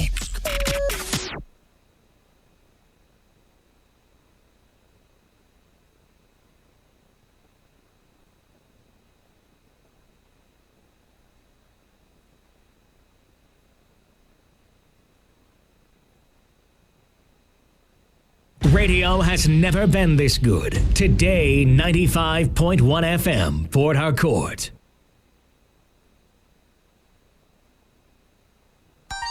Let me see you go. Nostalgia Drive. Nostalgia Drive. Nostalgia Drive. Nostalgia Drive. Let's remind you of the good old days. Don't blame it on the sunshine. Don't blame it on Nostalgia Drive. We got that beat that makes you jump. Nostalgia Drive. Ooh, baby, I love Buffalo Soldier. All my real ladies know what I'm talking about. Sing. Only on Today 95.1 FM, voice of the people. Sing it again now.